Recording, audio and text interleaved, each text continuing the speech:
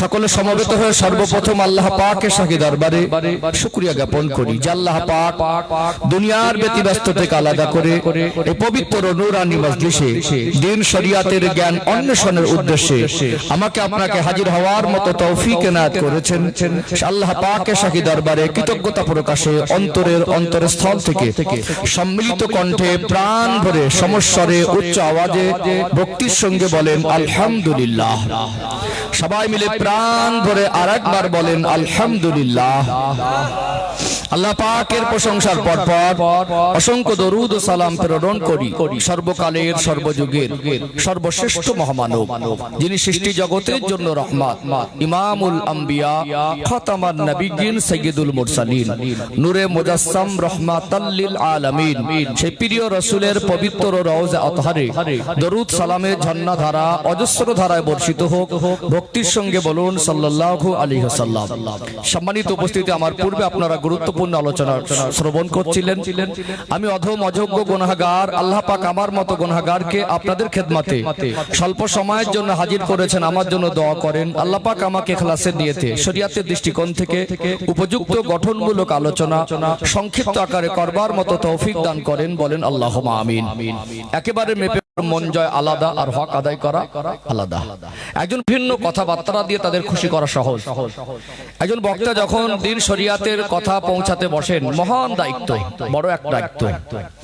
এই মাহফিলের পিছনে এমনও মানুষের কষ্টের পয়সা আছে, অক্লান্ত পরিশ্রম করে ঘরে ফিরেছে, গেঞ্জিটা ঘামে তখন ভিজে আছে, ওই কষ্টের টাকাটা দিয়েছেন। জিজ্ঞাসা যদি করা হয় কিসের জন্য দিচ্ছেন, বলবে আল্লাহর জন্যই দিচ্ছি। আমার কমিটি ভাইদের অক্লান্ত পরিশ্রম, যারা আয়োজক, তাদের সুচিন্তা শ্রমের দিয়ে এই দিনের কাজে লেগে থাকা। যদি জিজ্ঞাসা করা আপনি এত কিছু করছেন কেন, এক একটা জলসায় 2 লক্ষ 4 লক্ষ টাকা 5 লক্ষ টাকা পর্যন্ত, তার অধিকও বাজেট করে। আমরা একটা জলসা দিয়ে শেষ পর্যন্ত কি পাই সেই হিসাবটুকু অনেক সময় মেলাতে পারি না। এই জন্য আমার সামনে যারা বসেছেন, পরবর্তী সময় বসবেন, আমি নেমে যাবার মুহূর্তে প্রত্যেকটা মানুষের জন্য মনে হয় আজকে মাহফিল থেকে কিছু পেয়েছি, এইটুকু দরকার আছে না নেই। বাংলার মানুষ ওয়াজ শুনে অভ্যস্ত হয়েছে, বুঝে অভ্যস্ত হয়নি। আমার সামনে যারা বসেছেন, শোনার সাথে সাথে বোঝার মেজাজ রাখুন। আমি হক আদায় করতে বসেছি, আপনাদের মন জয় করাটা বড় নয়। আল্লাহর জন্য যদি আমার কওমকে উপযুক্ত দিনের বাণী পৌঁছাতে পারি, আমরা প্রকৃত দিন যদি আমার ভাইদের কাছে মায়েদের কাছে পৌঁছে দিতে পারি, দিনের আলো যদি একটা মানুষের জীবনে পৌঁছায়, তার জীবন অবশ্যই ইসলামের আলো আলোকিত হবে। এটা আমাদের ব্যর্থতা। হয়তোবা আমরা মানুষের কাছে দিন জিনিসটা পরিপূর্ণ পৌঁছে দিতে পারিনি। হয়তোবা আমরা পৌঁছানোর চেষ্টা করছি, যার দরকার সে নিজে আগ্রহ হয়ে সেটা নিতে চাইছে না। এই উভয়ের ব্যর্থতার কারণে আজকে আমরা অনেকটা লাঞ্ছিত, বঞ্চিত, অপমান, অপদস্থ, ক্ষতিগ্রস্ত দিকে চলে যাচ্ছি। এই জন্য আলেমদের অনেক দায়িত্ব। একজন আলেম হিসাবে, নবীর ওয়ারিস হিসাবে যে যোগ্যতা, যে পড়াশোনা, যে তাকওয়া লাগে, যে জ্ঞান লাগে, সেদিক থেকে আমার মাইনাস পয়েন্ট। আমি চেষ্টা করব হক আদায় করার ইনশাআল্লাহ। গঠনমূলক আলোচনা করতে গেলে আপনাদের আন্তরিক সহযোগিতা একান্ত দরকার। কারণ আমি যদি এখানে পাগলের মতো একা বকে যাই আর আপনি চুপচাপ বোবার মতো বসে থাকেন, এখানে কথা বলে তৃপ্তি পাওয়া যাবে না। এই জন্য একটু চোখে মুখে সম্পর্ক, একটু অ্যাক্টিভিটি দরকার। সর্বপ্রথম আমরা নিয়ত করে নেই, আল্লাহ পাক যতটুকু সঠিক বলাবেন, শোনাবেন, বোঝার তৌফিক দেবেন, সেগুলো যেন আমরা আমালে জিন্দেগিতে বাস্তবায়ন করতে পারি। আল্লাহ পাক তৌফিক দান করেন। বলেন আল্লাহুম্মা আমিন। মনে রাখতে হবে, একজন আলেমের পক্ষে কোরআন হাদিসের কথার থেকে ভালো কথা, আল্লাহ এবং রাসূলের কথার থেকে ভালো কথা, ইসলামিক জীবন ব্যবস্থার কথার থেকে ভালো কথা তার পক্ষে দেওয়া সম্ভব নয়। এই কথায় যদি কারোর মন না ভরে, মানুষের মন ভরানোর জন্য শরিয়াতের বাইরের কথা অন্তত আমার পক্ষে বলা সম্ভব নয়। এই জন্য আমি চেষ্টা করি উপযুক্ত কথা বলার। কারণ আমরা জানি ঔষধ বা মেডিসিনের দোকানে অনেক রকম রোগের ঔষধ থাকে না? একটা ট্যাবলেটের দাম 5 টাকা হতে পারে, আবার একটা ট্যাবলেটের দাম 25,000 টাকার ঊর্ধ্বে হতে পারে। এই মুহূর্তে যদি একটা মানুষের প্রচন্ড গায়ে জ্বর আসে, ডক্টরের কাছে গেলে প্রাথমিক চিকিৎসা হিসাবে তাকে একটা প্যারাসিটামল ট্যাবলেট দেয়, যার দাম এভারেজ 5 টাকা। এখন যদি কারোর গায়ে প্রচন্ড জ্বর আসে, তাহলে 5 টাকার ট্যাবলেটটা প্রয়োজন বেশি হবে না 25 টাকারটা প্রয়োজন বেশি হবে? 5 টাকা। এই জন্য ইসলামের বিভিন্ন দিক নিয়ে বিষয়ভিত্তিক আলোচনা করা যেতে পারে। বর্তমান যুগ সন্ধিক্ষণে আমরা যে পরিস্থিতির ভিতর থেকে জীবন অতিবাহিত করছি, আমাদের জন্য যে দিকটা দরকার বেশি, সেই দিকগুলো ওলামায়ে কেরামরা যদি উপস্থাপন করেন, গঠনমূলক আলোচনা করেন, মানুষ উপকৃত বেশি হবে আশা করা যায়। আমিও চেষ্টা করব ইনশাআল্লাহ বর্তমান পরিস্থিতিকে সামনে রেখে আমাদের জীবনে যাতে ইসলামের আলো ফিরে আসে, আমরা যাতে আল্লাহ সন্তুষ্টি জীবন অর্জন করতে পারি। যেহেতু কবরস্থান পাশে, কবরবাসীদের মাগফিরাতের কামনায় এবং আমরা যে কবর জগতের পথিক, সেই কবর জগতে গিয়ে যেভাবে শান্তিতে থাকা যায় তার একটা রাস্তা আমাদের অনুসন্ধান করা দরকার। এই জন্য আমাদের এই আয়োজন, এই মেহনত, এই বসা। আল্লাহ আমাদের কবুল করেন, বলেন আল্লাহুম্মা আমিন। আপনারা জানেন একটা ভালো ঘর করতে গেলে সুন্দর একটা টেকচার বা ভিত প্রয়োজন হয়। এই জন্য গঠনমূলক আলোচনা করতে গেলে আমি একটা রুট তৈরি করে নেবো, ধাপে ধাপে স্পষ্ট ভাবে ছোট ছোট করে আমি আগে বাড়বো এবং হক আদায় করার উদ্দেশ্যে, দিন পৌঁছানোর নিয়তে, আল্লাহ সন্তুষ্ট অর্জনের উদ্দেশ্যে কথাগুলো পৌঁছে দেবো ইনশাআল্লাহ। বাস্তবকে সামনে রেখে কোরআন হাদিসের দৃষ্টিকোণ থেকে যে আয়াতটা তেলাওয়াত করেছে এটা দ্বিতীয় নাম্বার সূরা, পারা নাম্বার দ্বিতীয়, সূরা নাম্বার দ্বিতীয়। দ্বিতীয় নাম্বার সূরা সূরাতুল বাকারা। এটা কোরআনুল কারীমের সর্ববৃহৎ সূরা, সবথেকে বড় সূরা। ছোট বড় আয়াত মিলিয়ে 286টা আয়াত আছে। আমি যে আয়াত তেলাওয়াত করেছি 208 নাম্বার আয়াত। আল্লাহ পাক আমাকে আপনাকে উদ্দেশ্য করে বলছেন, ইয়া আইয়ুহাল বাকারা 208 নাম্বার আয়াতের প্রথম, যারা ইমানদার, যারা মোমেন, যারা মুসলমান, তাদেরকে সম্বোধন করে বলছে পরিপূর্ণ রূপে ইসলামের মধ্যে প্রবেশ করো। এই কথার যথার্থ অর্থ বুঝতে গেলে আমাদের জানতে হবে ইসলামটা কি এবং পরিপূর্ণ রূপে ইসলামের মধ্যে প্রবেশ কেন করব। আল্লাহ আমাদের বলছেন, তাহলে আমরা কেমন পর্যায়ের ইসলাম মাননেওয়ালা হয়েছে? আসলে কি আমরা পরিপূর্ণ প্রবেশ করতে পেরেছি? যদি না পারি তাহলে আল্লাহ আমাদেরকে বলছেন তাহলে পরিপূর্ণ ইসলামের মধ্যে প্রবেশ করার লাভ আর ক্ষতি বুঝবো। যদি মানুষকে ইসলাম মানার লাভ আর ক্ষতি বোঝানো যায়, তার দ্বারা জীবন পরিবর্তন সহজ হবে। আর ইসলামটাকে যদি তার কাছে পৌঁছাতে না পারি, ইসলাম জিনিসটা না বুঝতে পারে, তার জীবনে ইসলামের আলো বাস্তবায়ন করা সহজ আর অতি সরল হতে পারে না। বিশ্বাস করুন, আমার কথা একমত হবেন। আমি খুবই নগণ্য, আমি অকপটে স্বীকার করি, গোটা পশ্চিম বাংলার জমিনে যত বক্তা আছে সব থেকে অযোগ্য স্টেটে বিভিন্ন ধর্মাবলম্বীদের শুনতে চাই। বা আপনি যে ইসলাম ধর্মকে অনুসরণ করেন, ইসলামের অনুসারী, ইসলামটাকে কি বুঝেছেন 2 মিনিট আপনি একটা কমেন্ট করেন, বা 2 মিনিট আপনি আমাকে বলেন ইসলামটা কি, আপনি আমাকে 2 মিনিট বুঝিয়ে বলার ইসলামটা কি। এইটুকু আমাদের কতটা বুঝে এসেছে? আমার মনে হয় শতকরা 90 থেকে 95 জন মানুষ এর সদ উত্তর দিতে পারবে না। আমরা কিছু ইসলাম সম্পর্কে জানলেও কারোর ভিতরে 10%, কারোর ভিতরে 20%, কারোর ভিতরে 30, 40, 50%, ম্যাক্সিমাম হাতে গোনা কিছু মানুষ আছে যারা মাদ্রাসা শিক্ষা শিক্ষিত হয়েছে, যারা একটু দিন নিয়ে চর্চা করে, সেটা সংখ্যায় অতি কম, তার ইসলাম সম্পর্কে ধারণা রাখে। আজকে আপনার গ্রাম বলেন আর আমার গ্রাম বলেন, আপনি বলুন ইসলাম সম্পর্কে যদি তাদের জিজ্ঞাসা করা হয়, আমার আপনার পরিবার, আমার আপনার আত্মীয়, আমার আপনার ভাই, আমার আপনার প্রতিবেশীকে তারা গুছিয়ে 2 মিনিট ভালো করে বলতে পারবে বলে মনে হয়? তাহলে ইসলাম জিনিসটা তাদের ভিতরে আমরা 10%ও দিতে পারলাম না। তাদের মাথায় যদি ইসলামের বোঝা চাপিয়ে দেই, তার জীবনটা পরিবর্তন হবে কি করে? আমরা মনে করি বছরে একবার জলসা দেব, নাম করা বক্তাকে দাওয়াত করব, হুজুরকে বলবো, হুজুর এসে বলবে আর পরিবর্তন হয়ে যাবে। আমি অযোগ্য, আমাকে বাদ দিয়ে সব থেকে যোগ্য বক্তাকে এনে দাওয়াত করে ওয়াজ করিয়ে কাল থেকে সবাইকে নামাজি করে দেন তো দেখি। রেফারেন্স দিয়ে যোগ্যতাপূর্ণ আলেম বক্তব্য করে, এরকম আছে না নেই? ওই আলেমটাকে এনে যত টাকা লাগে আমি দেবো, কাল থেকে সুদ আর ঘুষ বন্ধ করে দিয়ে পর্দানা সিধা করে দেন তো মা বোনদের, হবে বলে মনে হয়? আমরা মনে করি বছরে একবার জলসা দিয়ে হয়তো পরিবর্তন হয়ে যাবে। পৃথিবীতে অনেক মানুষ এরকম আছে, বক্তাদের মধ্যে অনেকে নরম আছে, অনেকে গরমও আছে। মনে করেন নরমে যখন হয় না তো গরমে দেখি, গরম বক্তাকে আনবেন, যত কড়া ভাষা আক্রমণ করুক কাল থেকে সবাই ভালো হবে বলেই যাচ্ছি, কিন্তু মানুষের ভিতরে পরিবর্তন জিনিসটা নেই। কেন নেই? এই ভাবনা আমরা কবে থেকে ভাবা শুরু করব? এত কিছু করার পরে মানুষ কেন ভালো হচ্ছে না? ইসলামের থিওরি, ইসলামের পন্থা, ইসলামের দেখিয়ে দেওয়া রাস্তায় চললে ভালো হওয়ার কথা ছিল। তাহলে আমরা যে পন্থায় ভালো করতে চাইছি, হয়তো বা আমাদের রাস্তার রুটে কিছু গলত আছে, কিছু ভুল আছে, আমরা হয়তো সেটাকে নতুন করে সংস্কার করে সঠিক রাস্তা ধরতে পারছি না, যার কারণে আমার কওমের জীবনের আমলের ইমানের উন্নতি হতে পারছে না। কথা ঠিক না বেঠিক? এমনও বক্তাকে আপনারা শুনেছেন, আমি মেপে কথা বলি, হক আদায় করতে বসেছি, আপনাদের মন জয় করতে বসিনি। আমার এমন মেজাজ হয়ে গেছে, আমার সামনে একটা মানুষ বসুক, আল্লাহর জন্যই বসুক, আর আমি দুটো কথা আল্লাহর জন্য ওর কাছে পৌঁছে দেই। এই দুজনের বলাতে আর শোনাতে আল্লাহ খুশি হলো, ওটা বড় মনে হয়। বাংলাদেশের মাহফিলগুলো এ মাথা থেকে মাথা লোক বোঝা যায় না, দেখো কতটা, ওইটা আমার কাছে অনেক সময় বড় মনে হয় না। বিশ্বাস করুন, আল্লাহর জন্যই বসতে হবে, আল্লাহর জন্যই শুনতে হবে, আমলের নিয়ত রাখতে হবে, এর ভিতরে আমাদের লাভ আছে। কথা ঠিক না বেঠিক? আচ্ছা বলুন, এখানে এমনও বক্তাকে আপনারা শুনবেন এরকম ভাষায় বলে, যুবক তোর পাটা দে, আমি পায়ে ধরে বলছি কাল থেকে নামাজ পড়, বলে না? এখানে যুবক যারা বেনামাজি, এক লাইন দাঁড় করে দেবেন, একজন আলেম যদি 5 মিনিট বলে কাল থেকে নামাজ পড়ো, যদি কাল থেকে সত্যিকারের নামাজি হয়ে যেত, অন্তত আলেমরা একদল মানুষ, আমি না আরেকজন তৈরি হয়ে যাক, তোর পায়ে ধরে যদি বলে নামাজি হয় তো হয়েই যাক, কি তারপর হবে বলে মনে হয়? কি বলছেন? তাহলে নরমে হয় না, গরমে হয় না, রেফারেন্সও হয় না। কেন হয় না? এরপর এই ভাবনাটা আমাদের কে ভাবাবে? কোন পন্থায় হবে, হবে না কেন? হবার রাস্তা নিশ্চয়ই ইসলামের মধ্যে আছে। সেই রাস্তাগুলো আমাদের খোঁজা দরকার আছে না নেই? আছে না? আমি আমার অযোগ্যতার ভিতর থেকে যেটা পেয়েছি, আমার কমকে আমরা ইসলাম বোঝাতে পারিনি। আল্লাহ নবী সাল্লাল্লাহু আলাইহি সাল্লাম মক্কার সবথেকে নিকৃষ্ট মানুষদের কাছে দিন জিনিসটাকে প্রকৃত পৌঁছানোর চেষ্টা করেছিলেন। যখন তাদের কাছে দিনের আলো পৌঁছেছে, দিনের আলো জিনিসটা তারা বুঝতে পেরেছে, দিনের আলো জিনিসটা তারা বুঝতে সক্ষম হয়েছে, তাদের জীবন পরিবর্তন করা তাদের জন্য সহজ হয়েছে। কিন্তু আমরা ইসলামটাকে বোঝাতেই পারিনি। আমরা আমার কমের কাছে ইসলাম জিনিসটাকে পৌঁছে দিতেই পারিনি। কত পার্সেন্ট পৌঁছেছি যে ইসলামের প্রতি সে আকৃষ্ট হবে, ইসলাম জিনিসটা মানার তার প্রয়োজন তার ভিতরে জাগবে, সে ইসলাম মানার জন্য উৎসাহিত আর উদ্বুদ্ধ হবে। ইসলাম জিনিসটা তো সে বোঝেই না, 10% বোঝে।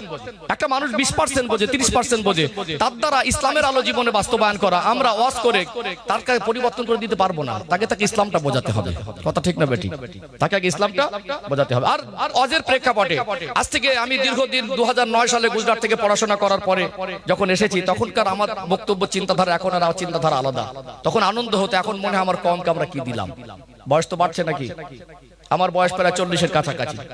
যতটা পেয়েছি 3/2 ভাগ যদি শেষের পথে যায়, আমার তো মনে হয় আর অতটা পাবো বলে 1 ভাগ, 3/1 অংশ পাবো বলে আমার তো মনে হয় না। এখন মনে হয় আমার কমকে আমরা কি দিলাম। এত সম্মান করে, এত শ্রদ্ধা করে, এত ভালোবাসে, এত মেহমানদারি করে। লম্বা জামা পরে যখন স্টেজে উঠে অনেক বড় হুজুর মনে করে, আদিও আল্লাহর কাছে আমি হুজুর বলে গণ্য হতে পেরেছি কিনা, এটা আমার কাছে চিন্তার সন্দেহ। মানুষকে আমরা কি দিলাম? আমি মাঝে মাঝে ভাবি আমার কমকে নিয়ে, রাতগুলো পানির মতো পার হয়ে যায়। মাঝে মাঝে মাথায় চিন্তা চাপে, কি হচ্ছে, মানুষ কেন পরিবর্তন হয় না? এটা আমাদেরকে নতুন করে ভাবতে হবে, দরকার আছে না নেই? আছে না? ইনশাআল্লাহ ইসলাম যদি মানুষের জীবন ব্যবস্থা, এর ভিতরে মানুষের জীবনের সমস্ত রকম সমস্যার সমাধান আছে। অজের প্রেক্ষাপটে এখন কিছুটা এরকম একটা পরিবেশ তৈরি হয়ে গেছে। এখন বেনামাজিকে যদি একজন হুজুর গুছিয়ে একটু ক্রিটিসাইজ করে, একটু অট্টহাসি করে, বা শরীয়তের কথা না মানলে তার জন্য সাজা, তার জন্য জাহান্নাম।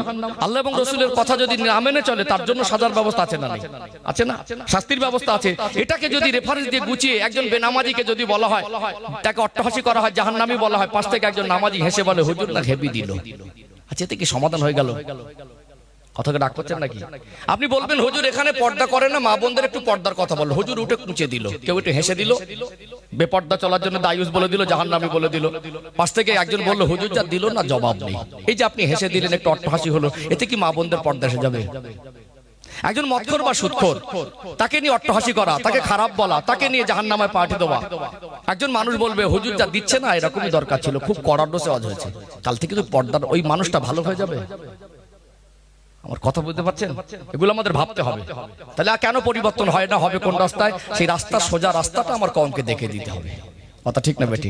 চলুন প্রথম পর্যায়ে আলোচনা করব ইসলামটা কি। একটু ধৈর্য ধারণ করতে হবে। ইসলামটাকে এর ব্যাখ্যা দেব, এবং আমরা ইসলাম কেমন পর্যায়ের মাননেওয়ালা সেই ব্যাখ্যাটা একটু পর্যালোচনা করব। ইসলামের মধ্যে আল্লাহ কেন প্রবেশ করতে বলেছেন, এটা জানা দরকার আছে না নেই?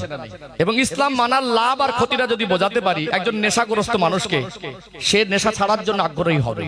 আর তাকে যদি লাভ আর ক্ষতি না বুঝি, ইসলাম জিনিসটা তার কাছে না পৌঁছে দিয়ে তাকে নিয়ে অট্টহাসি করি, তাকে নিয়ে ক্রিটিসাইজ করি, তাকে নিয়ে জাহান্নামী সাব্যস্ত করার চেষ্টা করি, ওই মানুষটা ইসলামের আলো সহজে আসতে পারবে না। একজন বেনামাজিকে অট্টহাসি করে তাকে জাহান্নামে পাঠিয়ে দিলাম হবে না, বরং তার ভিতরে নামাজ পড়ার লাভ আর ক্ষতি বোঝাতে হবে। ইসলাম জিনিসটা তাকে বোঝাতে হবে, সে নিজের থেকে নামাজ পড়ার জন্য আগ্রহী হবে। কথা ঠিক না বেটি? ধরে বেঁধে কাউকে পরিবর্তন করে দেওয়া যাবে না, বক্তাও পারবে না, আলেমও পারবে না। একমাত্র হেদায়েত সে যদি নিজের থেকে হতে চায়, আর আল্লাহ যদি চায় তো হেদায়েত হবে, নচেত মানুষ তাকে জোর করে হেদায়েত করতে পারবে না। তবে আমরা যে পন্থায় হেদায়েত করার চেষ্টা করছি, আমাদের পন্থায় কিছুটা গলত আছে, এটা মানলেও সত্য আর না মানলেও সত্য। এই জন্য সঠিক পন্থা আমাদের নতুন করে উদ্ঘাটন করার চেষ্টা করতে হবে। আল্লাহ তৌফিক দান করেন, বলেন আল্লাহুম্মা আমিন। চলুন প্রথম পর্যায়ে আলোচনা, ইসলামটা কি, এটা একটু বিস্তারিত জানার চেষ্টা করব ইনশাআল্লাহ। দ্বিতীয়ত ইসলাম মানার লাভ আর ক্ষতিটা বোঝাবো, যাতে আমাদের জীবন পরিবর্তন করা আমাদের জন্য সহজ হয়, এবং আমরা কেমন ইসলাম মাননেওয়ালা, আমাদের জীবনে পরিবর্তন হয় না কেন, ইসলামের ভিতরে প্রবেশ করার দরকার কতটা, সেই পর্যালোচনা করব। 3টে পর্বে কাট করে ছোট ছোট করে পাট করে আগে যাবো ইনশাআল্লাহ। বাংলার মানুষ বুঝতে চায় না, তার কারণ কি জানেন? মানুষ সুর না হলে বলে ওয়াজ শুরু হয়নি। কি বলে? এই যে কথাগুলো বলছি, যদি সুর না দেওয়া হয় বলে ওয়াজ শুরু হয়নি। বলুন তো, সুর শোনা জিনিস না বোঝা জিনিস? সুরের ভিতরে বোঝার কিছু আছে? আমি সুর টানটাকে ওয়াজ মনে করি, আমি সুর টানতে কথা বলি। বাংলার পরিবেশে সুর টান চলন হয়ে গেছে। তবে যারা ময়দানে ওয়াজ করে, যাদের গলা সুর বেশি, কিছু মানুষের ধারণা এরা ভীষণ বড় আলেম আর অনেক বড় বক্তা।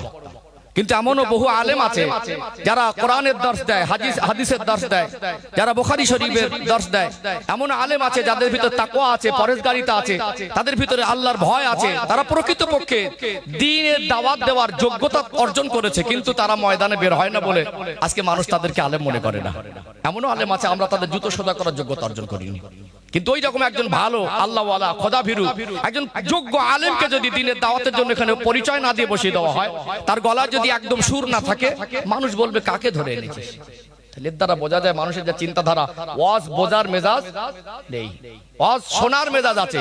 শুনে অভ্যস্ত হই, সারা রাত ধরে ওয়াজ শুনি, ভীষণ ওয়াজ শুনেছি, কি বুঝেছি সেইটার হিসাব বলে না। কেন? সুরের প্রতি আকৃষ্ট হয়, বক্তার প্রতি আকৃষ্ট হয়। ওই আকৃষ্ট নবীর ওয়ারিস হিসেবে একজন আলেমকে সম্মান করে তার দরবারে বসে, তার সোহবতে বসে আমরা কোরআন শেখার প্রতি আকৃষ্ট হই, আমরা জীবন পরিবর্তনের চেতনা ফিরে আনি, আমরা আল্লাহ সন্তুষ্টির জীবন অর্জনের চেষ্টা করি। এই চিন্তা থেকে আমরা কনভার্ট হয়ে আমরা চলে গেছি সুরের ভক্ত।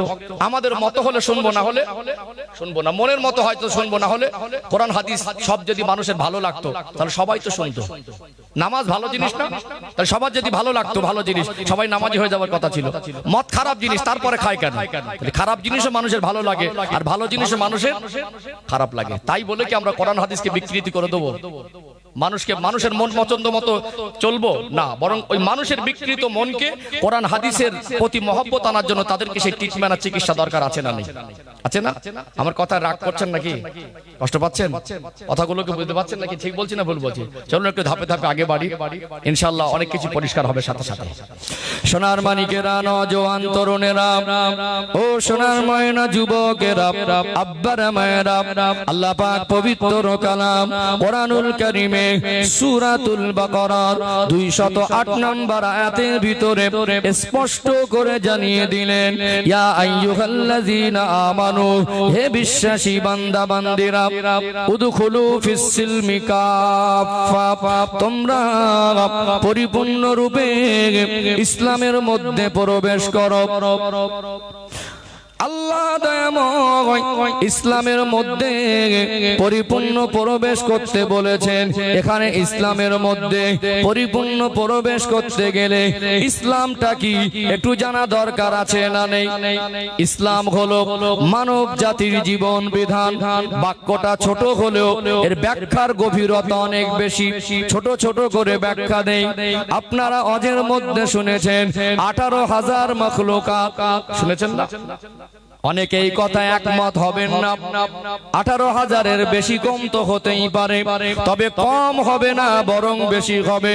আল্লাহ সৃষ্টি যদি 18,000-এর বেশি হয়, আমার আল্লাহ সৃষ্টি জগতের মধ্যে মনুষ্য জাতিকে আশরাফুল মাখলুকাত অর্থাৎ সৃষ্টির শ্রেষ্ঠ বানিয়েছেন। বলুন সুবহানাল্লাহ।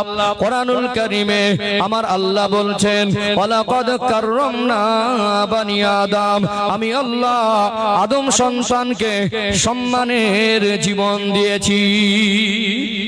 প্রথম কথা, আমরা হলাম সৃষ্টির শ্রেষ্ঠ।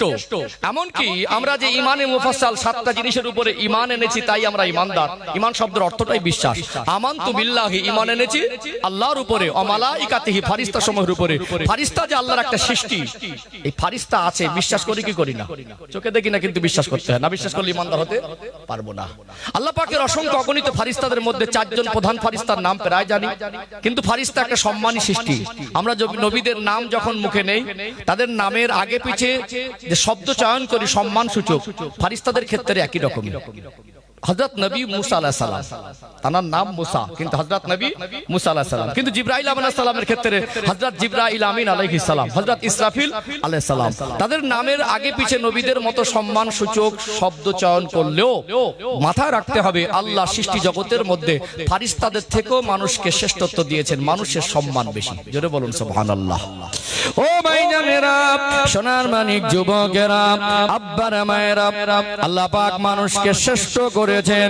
মানুষের জীবন নিয়ে যদি গবেষণা করা যায়, আমার আল্লাহ মানুষকে যে জ্ঞান বিবেক বুদ্ধি দিয়েছেন, এই বিবেক বুদ্ধি নিয়ে যদি মানুষ ভাবে আল্লাহ সৃষ্টি জগৎ সম্পর্কে মানুষ যা জ্ঞান অর্জন করেছে, মানুষ যে শ্রেষ্ঠ সেটা সহজেই মানুষ অনুমান করতে পারে।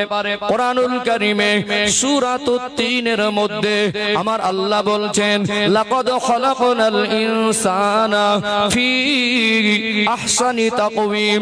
আমি আল্লাহ মনুষ্য জাতিকে সুন্দর ধাঁচে, সুন্দর পরিকাঠামোয় তৈরি করেছি। আমাদের শরীরের গঠনটাও শ্রেষ্ঠ। দেখবেন আল্লাহ আমাদেরকে এমন ভাবে মাথা থেকে পা পর্যন্ত এমন সুন্দর গঠনে সৃষ্টি করেছে, যেখানে কানের দরকার সেখানে কান, যেখানে নাকের দরকার সেখানে নাক, যেখানে চোখের দরকার সেখানে চোখ। আল্লাহ দয়াময় আমাকে আপনাকে এত নিখুঁত ভাবে সৃষ্টি করেছেন। আমরা সৃষ্টির শ্রেষ্ঠ। অন্যান্য আল্লাহ সৃষ্টিকে নিয়ে যদি আমরা লক্ষ্য করে দেখি, আমার আল্লাহ মনুষ্য জাতির ভিতরে যে বৈশিষ্ট্যগুলো দিয়েছে, অনেক কোনো কিছু আল্লাহ সৃষ্টি আছে, অনেক প্রাণী জীব জন্তুর আছে, তাদের দেখতে ভালো লাগলেও মানুষকে আল্লাহ যে বিবেক বুদ্ধি নামক নিয়ামত দিয়েছেন, এই বিবেক বুদ্ধি নামক নিয়ামত অন্য কোন জীব জন্তুরকে আল্লাহ এই ক্যাটাগরি দেয় নাই। ও ভাইজানেরা, সোনার মানিক যুবকেরা, আব্বারা মায়েরা, দেখবেন কত গৃহপালিত পশু আমরা লালন পালন করি। তারাও খায়, তারাও ঘুমায়, তারাও পেশাব পায়খানা করে, তাদেরও কিছুটা বুদ্ধি আছে, কিন্তু মানুষের মতো এই কোয়ালিটির বুদ্ধিমান তারা নয়। আমরা পেশাব পায়খানা করার পরে আমরা নিজেরা পবিত্রতা অর্জন করতে পারি। কত জীব জন্তুর আছে, তারা পেশাব পায়খানা করার পরে নিজেরা পবিত্রতা কি জিনিস বোঝে না। বোঝে কি? দেখেন একটা গরু গৃহপালিত পশু, একটা গরু পেশাব করলে আর একটা গরু তার পেশাব খায়, খায় কি খায় না? তাহলে আল্লাহ মানুষকে যে বিবেক বুদ্ধি দিয়েছেন, সেই ক্যাটাগরির, সেই কোয়ালিটির বিবেক বুদ্ধি আল্লাহ অন্য কাউকে দেয়নি। আরো মানুষকে বোঝানো সহজ হয়ে গেছে। পৃথিবীতে আমরা মানুষ, কোটি কোটি অগণিত মানুষ আল্লাহ যুগ যুগ ধরে দুনিয়ায় পাঠাচ্ছেন, কিয়ামত পর্যন্ত পাঠাবেন। কোন মানুষের চেহারার সঙ্গে কোন মানুষের মিল হয় না। আবার দেখবেন যারা টুইন বা যমজ, এক মায়ের পেটে কয়েক সেকেন্ডের ব্যবধানে দুটো বাচ্চা একসঙ্গে আসে, এই বাচ্চা দুটোকে অনেক সময় একরকম লাগে দেখতে, দূর থেকে দেখে মনে হয় একই রকম, কিন্তু খুব গভীর ভাবে যদি পর্যবেক্ষণ করা যায় দেখা যাবে কিছু না কিছু অমিল আছে। আছে না নেই? পৃথিবীতে আমরা মানুষ, যেমন কারোর চেহারার সঙ্গে কারোর মিল নেই, মানুষ সংখ্যায় যত, তাদের দুটো হাতের আঙুলের সংখ্যা তার থেকে 10 গুণ বেশি। আমাদের ভারতীয় নাগরিক হিসাবে একটা ডকুমেন্টস নতুন করে আপডেট করেছে, এটা আধার কার্ড। এর দ্বারা আমরা সহজে বুঝতে পারি এত জনসংখ্যা মানুষ, কিন্তু মানুষের তুলনায় 10 গুণ তাদের দুই হাতের আঙুলের সংখ্যা। কিন্তু এই ছোট্ট একটা জায়গা, কারোর ফিঙ্গারপ্রিন্টের সঙ্গে কারোর ফিঙ্গারপ্রিন্ট মেলে না। বরং চোখের মনির পরিকাঠামোটাও আল্লাহ আলাদা আলাদা করেছেন। স্রষ্টা সৃষ্টিকর্তা রব যা আছে, আর মানুষকে যে আল্লাহ শ্রেষ্ঠত্ব দিয়েছেন, এই সৃষ্টিকে নিয়ে একটু যদি বিবেক দিয়ে গবেষণা করা যায়, ভাবা যায় স্রষ্টা আছে, এটা সহজে অনুমান হয়। জোরে বলুন সুবহানাল্লাহ। তাহলে আমরা হলাম সৃষ্টির শ্রেষ্ঠ। কথা ঠিক না ঠিক? সব দিক থেকে একটু বিবেচনা করে দেখলে দেখা যাবে আমরাই সৃষ্টির শ্রেষ্ঠ। ও ভাইজানেরা, সোনার মানিক যুবকেরা, আব্বারা মায়েরা, আমরা যে সৃষ্টির শ্রেষ্ঠ, দেখবেন একটা হলো জীব আর একটা হলো জড়। একটা জড় পদার্থ, তার ভিতরে তার ব্যক্তিগত কোনো ক্ষমতা নাই। আমরা জীব, জীবন যাদের আছে তাদের জীব বলে। আমরা হলাম সৃষ্টি জীব। আল্লাহ আমাদের এমন বৈশিষ্ট্য দিলেন, আমাদের চলতে হয়, আমাদের বলতে হয়, আমাদের কিছু করতে হয়। আমরা 1 মাস বা 1 সপ্তাহ পাথরের মতো এক জায়গায় বসে থাকতে পারবো না। না খেলে মানুষ বাঁচবে না। জবান দিয়েছে মানুষকে বলতে হয়, চলাফেরা করতে হয়, বিবেক দিয়ে সিদ্ধান্ত নিতে হয়।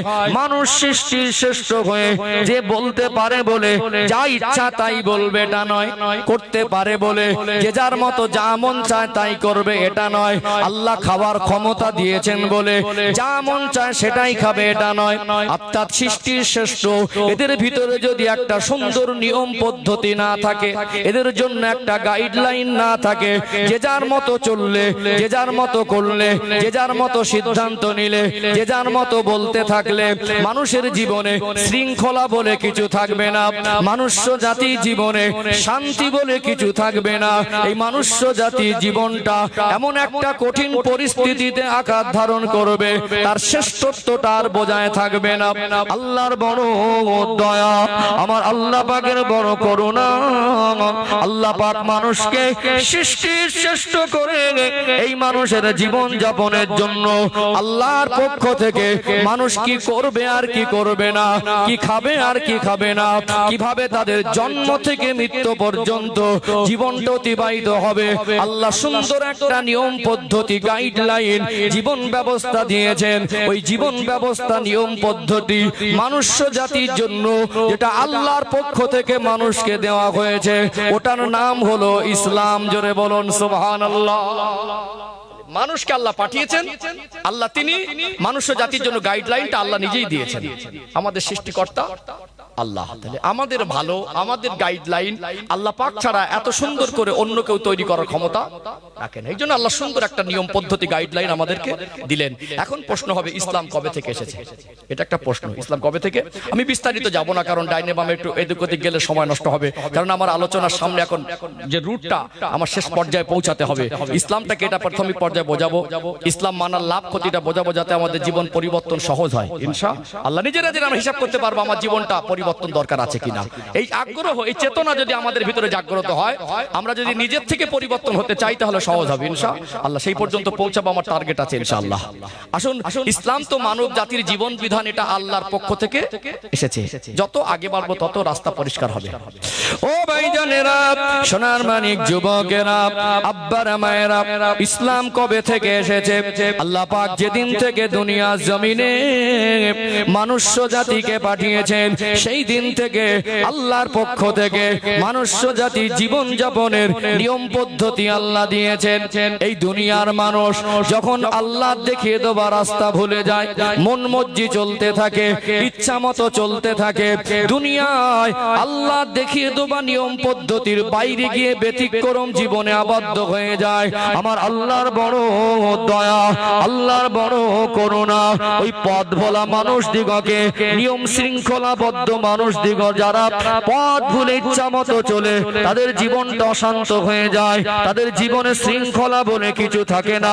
সৃষ্টির শ্রেষ্ঠ হয়ে যখন তাদের ভিতরে শ্রেষ্ঠত্বের মর্যাদা থাকে না, আমার আল্লাহ ওই সমস্ত মানুষ দিগকে সুপথগামী করার জন্য, সঠিক সহজ রাস্তায় নিয়ে আসার জন্য, জান্নাতের রাস্তায় নিয়ে আসার জন্য যুগ যুগ ধরে এই মানুষ জাতির উপরে আমার আল্লাহ নবী রাসূল পয়গম্বর দিগকে পাঠিয়েছেন না পাঠায় নাই?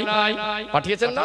মানুষ যখন আল্লাহ দেখিয়ে তোমার নিয়ম পদ্ধতি আল্লাহর পক্ষ থেকে যে গাইডলাইন পেয়েছে, এটা না মেনে পথ ভুলে অন্য পথে চলে, তাদের জীবন অশান্ত হয়ে যায়, দুনিয়ায় বিশৃঙ্খলা তৈরি হয়, দুনিয়া একটা অশান্ত পরিবেশ তৈরি হয়। আল্লাহ তাদেরকে আবার সুপথগামী করার জন্য যুগ যুগ ধরে নবী রাসূলকে পাঠিয়েছেন না পাঠান?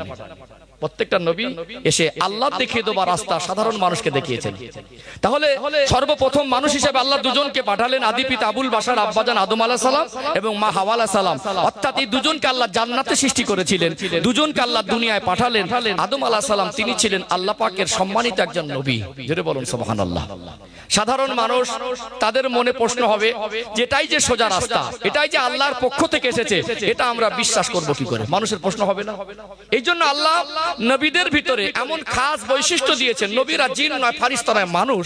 কারণ মানুষ জাতির হেদায়েতের জন্য, মানুষ জাতির পথ ভোলা মানুষকে সঠিক পথে পরিচালিত করার জন্য মানুষেরই দরকার, তাই তো নাকি? এই জন্য আল্লাহ নবী করলেন মানুষ জাতির মধ্যে থেকে। নবীদের ভিতরে আল্লাহ এমন কিছু খাস বৈশিষ্ট্য দিলেন, মানুষ আল্লাহ পাক যে বিবেক তাকে দিয়েছেন, ওই বিবেক দিয়ে যদি বিবেচনা করে, নবীরা যে সত্য কথা বলছেন, নবী যে আল্লাহর পক্ষ থেকে কথা বলছেন, এটা সহজে সে অনুমান করতে পারবে। এই জন্য নবীদের ভিতরে আল্লাহ মুজিজা দেন, এটা সাধারণ মানুষের ভিতরে নেই। কারণ সাধারণ মানুষ যাতে বুঝতে পারে যেটা আল্লাহর পক্ষ থেকেই একজন মানুষকে নবী করে আমাদের হেদায়েতের জন্য পাঠিয়েছেন। নবীদের ভিতরে আল্লাহ যেমন মুজিজা দেন, নবীদের উপরে আল্লাহ ওহী নাজিল করেন। কি নাজিল করেন? ওহী নাজিল করেন। এটা নবীদের বৈশিষ্ট্য, সাধারণ মানুষের উপর ওহী নাজিল হয় না। এবং নবীদের চরিত্রকে আল্লাহ পবিত্র করেন। সাধারণ মানুষ আমরা যেভাবে লালন পালন হয়েছি, বড় হয়েছি, আমাদের জীবনটা সাধারণ, নবীদের জীবনটা হলো অসাধারণ। ছোট থেকে আমরা গালাগালি দেই, হিংসা করি, ঝগড়া করি, মারামারি করি, আমাদের আদর্শ চরিত্রের উপরে মানুষ চাইলে আঙুল তুলতে পারে, পারে কি পারে না? আমরা বলতে পারবো না আমরা নিষ্পাপ, কিন্তু নবীদেরকে আল্লাহ গোনা থেকে পবিত্র করেছেন। নবীরা ছোট থেকে কাউকে কোনোদিন গালি দিয়ে বড় হয় না, হিংসা করে না, তাদের কথায় কর্মজীবন দ্বারা মানুষের সম্মান আর সম্পদ নষ্ট হয় না। এই জন্য যদি আমাদের মতো সাধারণ ভাবে নবীরা বড় হতেন, যখন দিনের কথা মানুষকে বলতেন, কিছু টেরা বেকা মানুষ বললে বসতো তুমি তো গালাগালি দিতে নবী হলে কবে। এই জন্য নবীদের জীবনকে এত আল্লাহ পবিত্র করেন, তাদের কথায় মানুষের আস্থা হয়, তারা যে সত্যবাদী, তারা জীবনে মিথ্যা বলেন না, অর্থাৎ তিনি যে আল্লাহর নবী সেটা মানুষ যাতে সহজে বুঝতে পারে, সেই রকম গুণ, সেই রকম জ্ঞান, সেই রকম খাস বৈশিষ্ট্য আল্লাহ নবীদের মধ্যে দিয়েছেন এই পথ ভোলা মানুষকে সুপথগামী করার জন্য। আল্লাহ কোরআন শরীফে সূরা ইয়াসিন বলে একটি সূরা আছে না, সূরা ইয়াসিনের মধ্যে বলছেন ওয়া আনি ইবুদুনি হাযা সিরাতুম মুস্তাকিম, তোমরা আমারই ইবাদত করো, এটাই তোমাদের জন্য সোজা রাস্তা। অর্থাৎ আল্লাহর পক্ষ থেকে যেটা আমাদের করণীয় বর্জন হিসাবে, আল্লাহর পক্ষ থেকে যেটা মানুষ জাতির জন্য গাইডলাইন হিসাবে, জীবন বিধান হিসাবে আল্লাহ নবীদের উপর অবতীর্ণ করে সাধারণ মানুষের কাছে পৌঁছেছেন, ওটাই হলো ইসলাম। জোরে বলুন সুবহানাল্লাহ। চলুন আরেকটু আগে বাড়ি, আরেকটু ক্লিয়ার হবে ইনশাআল্লাহ। ও ভাইজানেরা, সোনার মানিক যুবকেরা, আব্বারা মায়েরা, আল্লাহ পাক যুগ যুগ ধরে অসংখ্য গণিত নবী রাসূল পয়গম্বর আলাইহিমুস সালাম দিগকে পাঠিয়েছেন। এর মধ্যে 25 জন নবী ও রাসূলের নাম আমার আল্লাহ কোরআন শরীফের মধ্যে দিয়েছেন। তবে সব নবীর শরীয়ত পুঙ্খানুপুঙ্খানু রূপে এক নয়। কেন এক না একটু ব্যাখ্যা দেই। মূল কিছু বিষয় মিল থাকলেও এক একজন নবীর শরীয়ত এক এক রকম ছিল। কোন নবীকে আমার আল্লাহ কোন কওমের জন্য নবী করেছিলেন, কোন নবীকে আমার আল্লাহ কোন এলাকার জন্য নবী করেছিলেন, কোন নবীকে আমার আল্লাহ কোন এরিয়া বংশধরের জন্য নবী করেছিলেন। ওই নবীর ওফাতের পরে, ইন্তেকালের পরে সেই নবীর শরীয়তকে বন্ধ করে আবার একজন নবীকে আল্লাহ নাজিল করে সেই নবীর উপরে শরীয়ত নাজিল করেছিলেন না করেন নাই? এখানে কেন একটু সহজে অনুমান করা যাবে।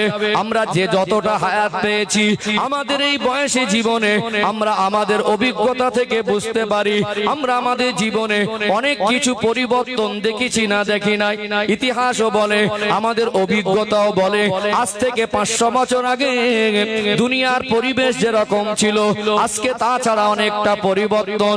আজ থেকে 500 বছর আগে একরকম ছিল, 2000 বছর আগে একরকম ছিল, 4000 বছর আগে একরকম ছিল। এটা সহজে অনুমান করা যায় কি যায় না?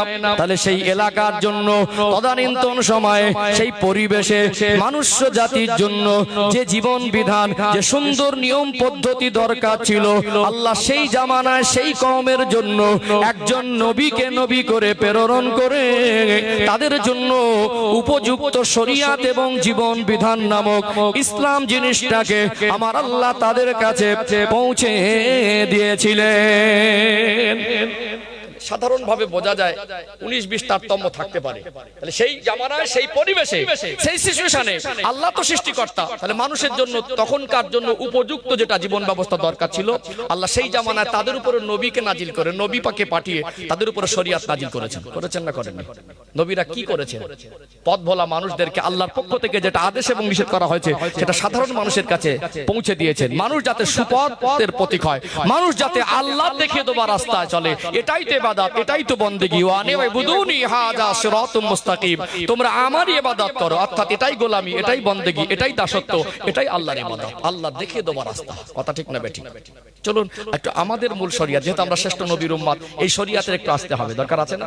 আরো যত সময় যাবে ইনশাআল্লাহ ধাপে ধাপে আরো পরিষ্কার হবে ইনশাআল্লাহ।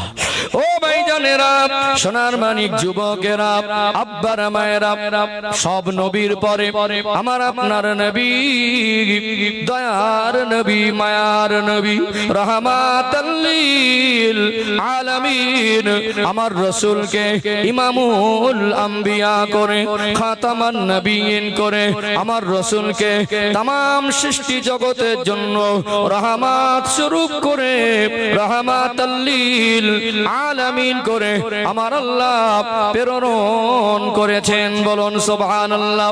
40 বছর বয়সে নবী আমার নবুয়ত পেলেন। দিলেন এই পথ ভোলা মানুষদেরকে সুপথ দেখানোর জন্য আমার আল্লাহ আমার নবীর উপরে কোরআনুল কারীম নাজিল করা শুরু করলেন।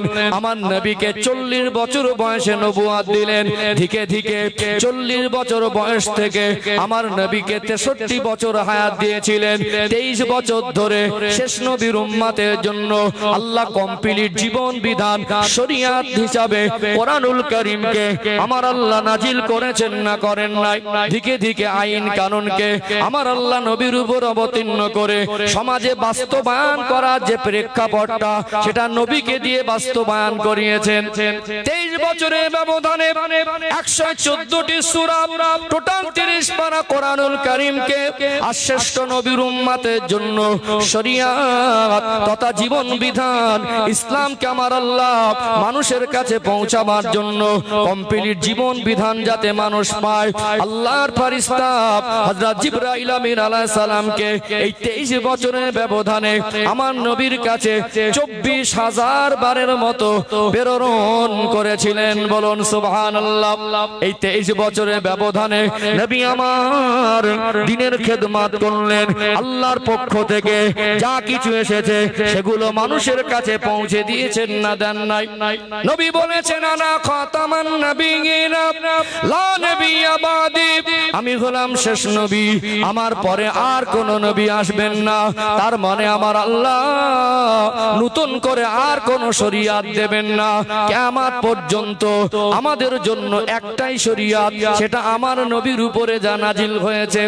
ও ভাইরা বাবাজিরা, আমার রাসূলের উপরে যা নাজিল হয়েছে আমার আল্লাহ কোরআনুল কারীমে আমার রাসূলের শানে বলছেন ওমা আতাকুমুর রাসূলু ফাখুযুহু ওমা নাহাকুম আনহু ফান্তাহু। আমার নবী যেটা তোমাদের আদেশ করেন ওটাকে তোমরা মেনে নাও, আমার নবী যেটা তোমাদের নিষেধ করেন ওটাকে তোমরা বর্জন করো। অর্থাৎ কোরআনুল কারীম যেমন আমাদের জন্য শরীয়ত, আমার নবীর কথাটাও আমাদের জন্য শরীয়ত কি শরীয়ত নয়? নবী যখন হ্যাঁ বলেন ওটা বিশ্বের মানুষের জন্য জায়েজ হয়, নবী যখন না বলেন ওটা বিশ্বের মানুষের জন্য হারাম হয়ে যায়। এই জন্য আমার আল্লাহ কোরআনুল কারীমে অপর আয়াতে বলছেন ইন হুয়া ইল্লা ওয়াহয়ু ইউহা, আমার হাবিব ইচ্ছাকৃত কোনো কথা বলেন না, আমি আল্লাহ যেটা ওহী করি ওটাই আমার নবী আপনাদেরকে বলেন। নবী 63 বছরের জীবনে যা কিছু আমাদেরকে বলেছেন ইচ্ছাকৃত বলেছেন না, আল্লাহ ওহী করেছেন সেটাই বলেছেন, আল্লাহই করেছেন সেটাই বলেছেন। এই 23 বছরে কমপ্লিট জীবন বিধান হিসাবে আল্লাহ আমার রাসূলের উপরে যা অবতীর্ণ করেছেন এটাই আমাদের জন্য জীবনের গাইডলাইন। কথা ঠিক না বেঠিক? কি করব কি করব না, কোন পথে চলবো, কি খাবো আর কি খাবো না, টোটাল জীবন ব্যবস্থা জন্ম থেকে মৃত্যু পর্যন্ত মানুষ জাতির জীবন যাপনের ক্ষেত্রে যা কিছু দরকার টোটাল জীবন ব্যবস্থা সমস্ত রকম সমস্যা সমাধান এবং চলার গাইডলাইন আল্লাহ ইসলাম নামক জীবন ব্যবস্থা 23 বছর ধরে নবীর উপর অবতীর্ণ করেছেন না করেন নাই? করেছেন না? ও ভাইজানেরা, সোনার মানিক যুবকেরা, আব্বারা মায়েরা, আমার আপনার নবী দয়ার নবী 23 বছর খেদমতে আল্লাহ নবীর সাহাবার সংখ্যা ছিল কম বেশি 1.5 লক্ষের মতো।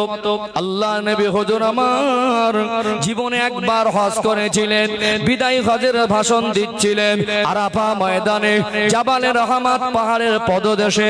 আমার নবীর সামনে মুসলমান সংখ্যা অর্থাৎ সাহাবারা ছিলেন কম বেশি 1,25,000-এর মতো। আমার নবী নিজে একই মজলিসে আরাফা ময়দানে লক্ষাধিক সাহাবার সামনে ভাষণ দিয়েছিলেন। এটা বিদায়ী হজের ভাষণ শিরোনামে সিরাতের কিতাবে এসেছে।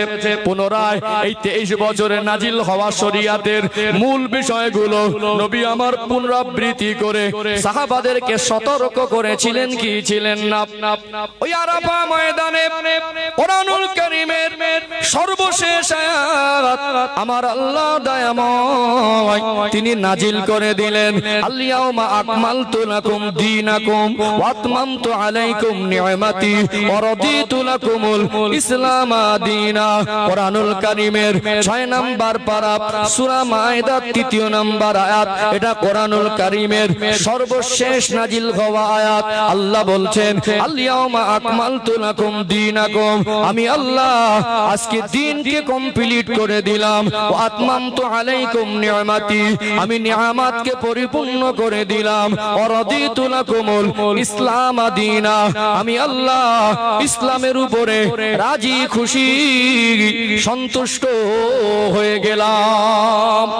দিন কমপ্লিট মানে আর নতুন করে আল্লাহ শরিয়াত দেবেন না, নিয়ামত পরিপূর্ণ আর ইসলামের উপরে আল্লাহ সন্তুষ্ট হয়ে গেলেন।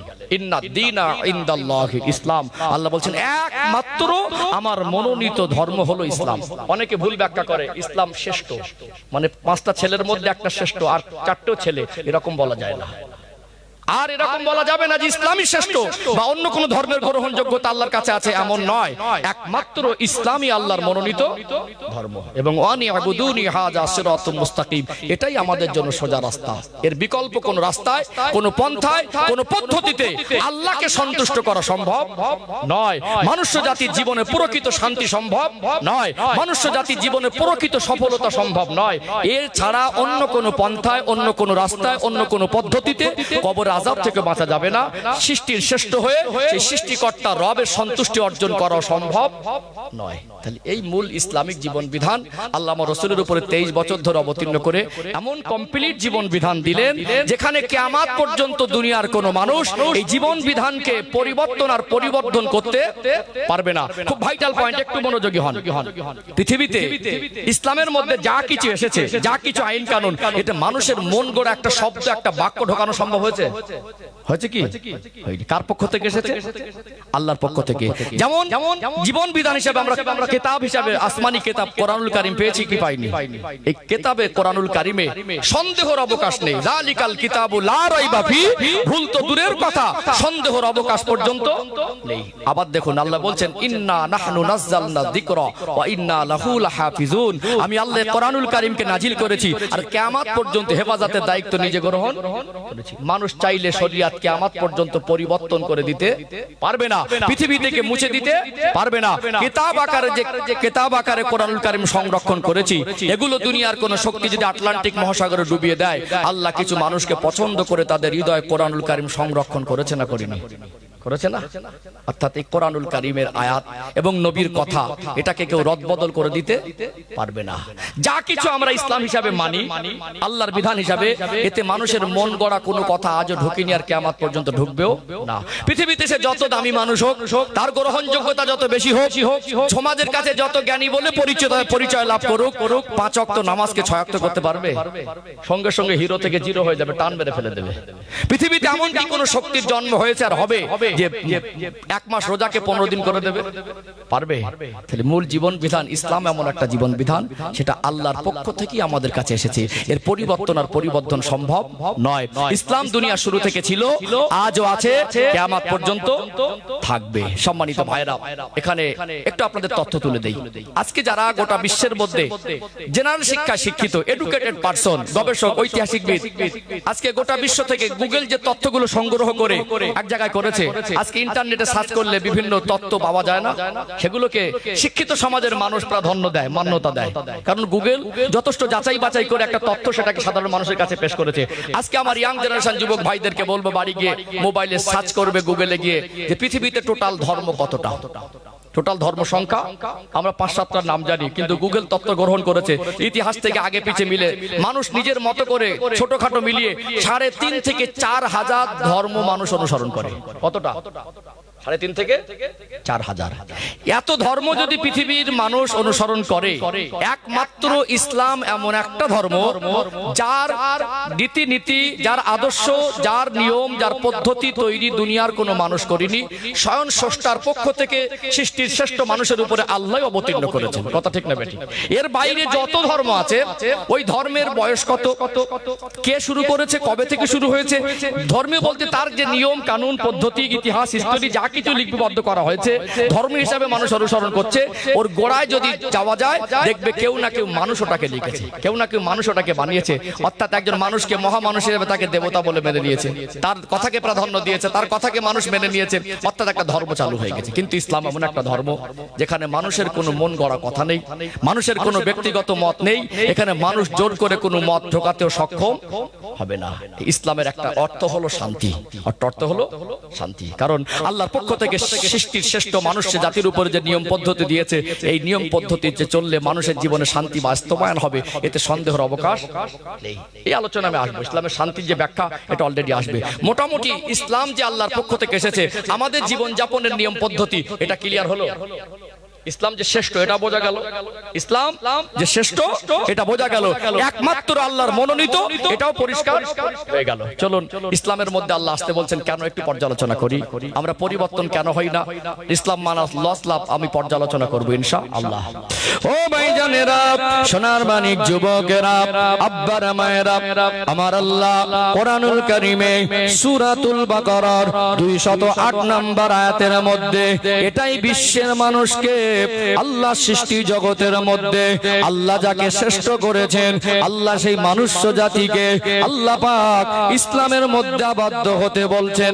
আল্লাহ পাক যারা ঈমানদার বিশ্বাসী মুসলমান তাদেরকে বলছেন, ইয়া আইয়ুহাল্লাযীনা আমানু, হে বিশ্বাসী বান্দা বান্দিরা, তোমরা পরিপূর্ণ রূপে ইসলামের মধ্যে প্রবেশ করো।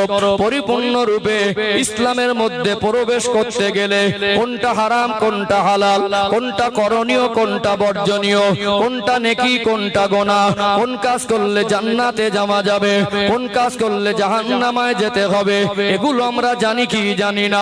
মন মর্জি চলতে পারবো না, আল্লাহ এবং রাসূলের কথা মতো জীবন যাপন করতে হবে, যা ইচ্ছা তাই খেতে পারবো না।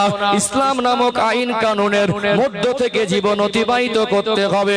আল্লাহ পাক বলছেন, প্রকৃত যদি ইসলামের মধ্যে প্রবেশ করতে পারো, কোরআন শরীফে অপর আয়াত আল্লাহ জানিয়ে দিলেন, ওয়ালা তাহিনু ওয়ালা তাহজানু ওয়া আনতুমুল আলাউনা ইন কুনতুম মুমিনিন। ওরে আমার বান্দা, ওরে আমার বান্দি, তোমরা যদি পরিপূর্ণ মুমিন হয়ে যাও। মুমিন কাকে বলা হয়? যে প্রকৃত দ্বীন ইসলামকে অনুসরণ করে। মুমিন কাকে বলা হয়? যে আল্লাহ এবং রাসূলের কথা মতো জীবন যাপন করে। মুমিন কাকে বলা হয়? আল্লাহ সন্তুষ্টি জীবন অর্জন করে, প্রকৃত আদেশ নিষেধ মেনে চললে, আল্লাহর প্রিয় হতে পারলে, আল্লাহ যদি জীবন যাপনে রাজি খুশি হয়ে যায়, আমার আল্লাহ তাদেরকে একটা স্পেশাল সম্মানে সম্মানিত করে। আমার আল্লাহ তাদেরকে মুমিন বলে সম্মানিত করেন।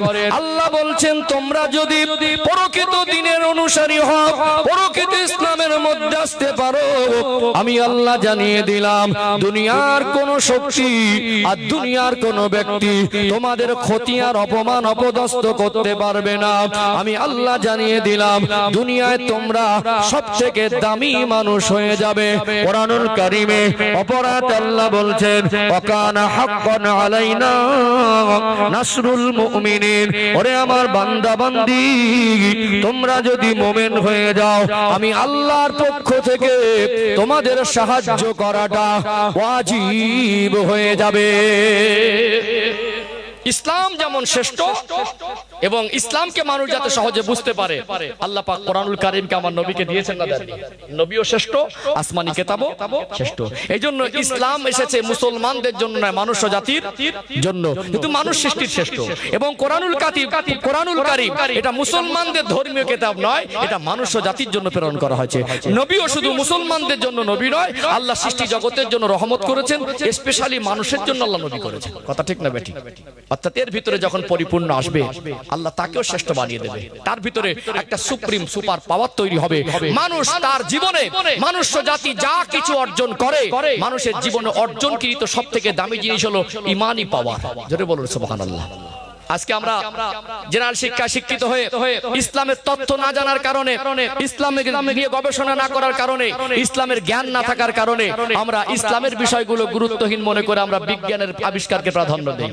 কিন্তু তা জানা নাই, ইসলাম মাননেওয়ালা হয়ে গেলে, ইসলামের অনুসারী হয়ে গেলে, আল্লাহর কথা রাসূলের কথা মতো, কোরআনুল কারীমের কথা মতো জীবন যাপন যদি মানুষ করতে পারে, ওই মানুষটাই পৃথিবীর মধ্যে সেরা দামি হয়। পৃথিবীর কোন শক্তি তার ঊর্ধ্বে কোনো যেতে পারে না।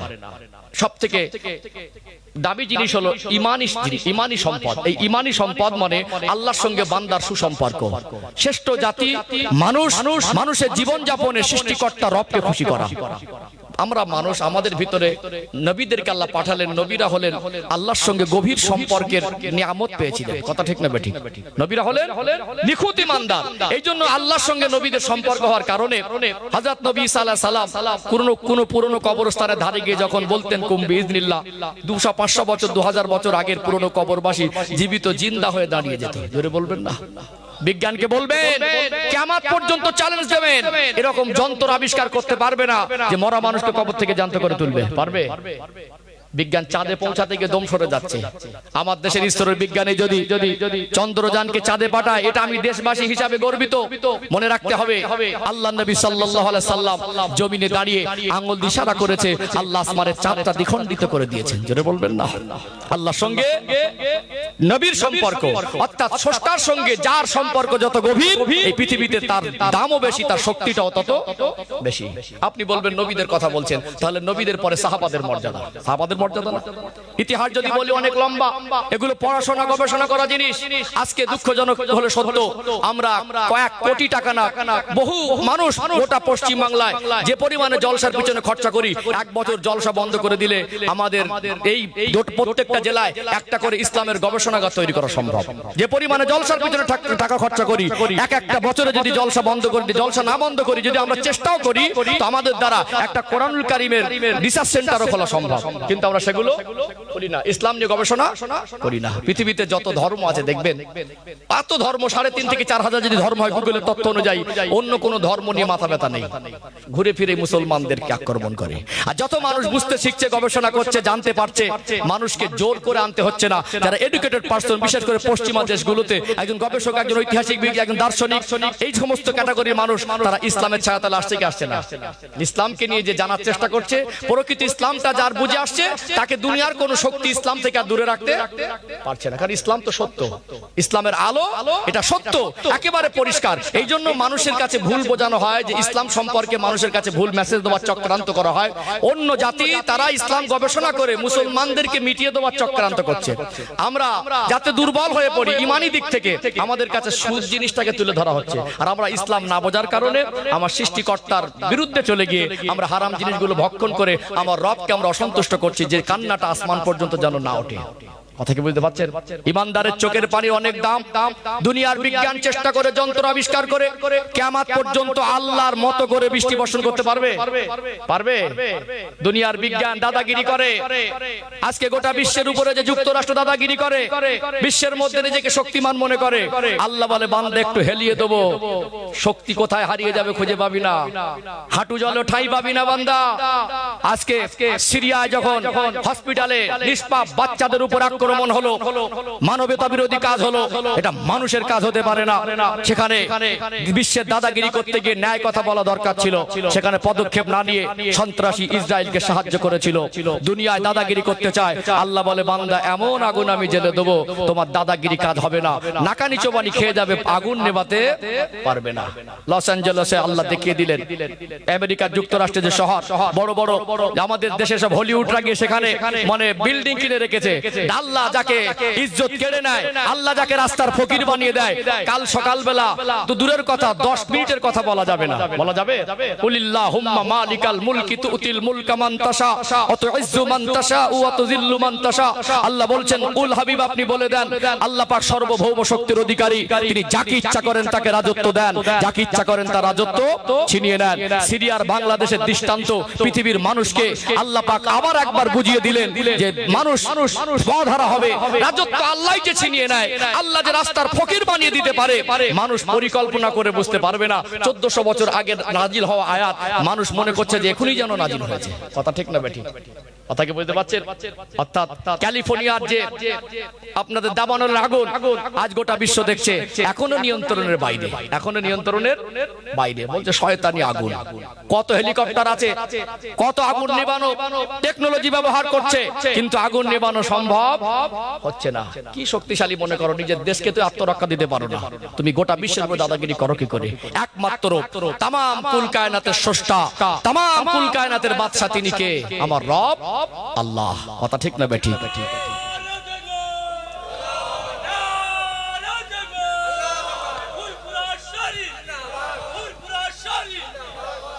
সম্মানিত ভাইরা, যে কথা বলছিলাম, অর্থাৎ ইমানদার যদি পরিপূর্ণ ইসলামের মধ্যে দাখিল হতে পারে, এরা পৃথিবীর মধ্যে সেরা হয়, পৃথিবীর মধ্যে শ্রেষ্ঠ হয়।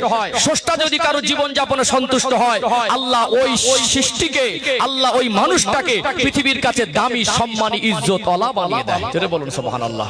এদের কাছে যে পাওয়ার থাকে, ইমানি পাওয়ার, এর উদ্দে বাদশাহী পাওয়ার নয়, এর উদ্দে বন্দুকের পাওয়ার নয়।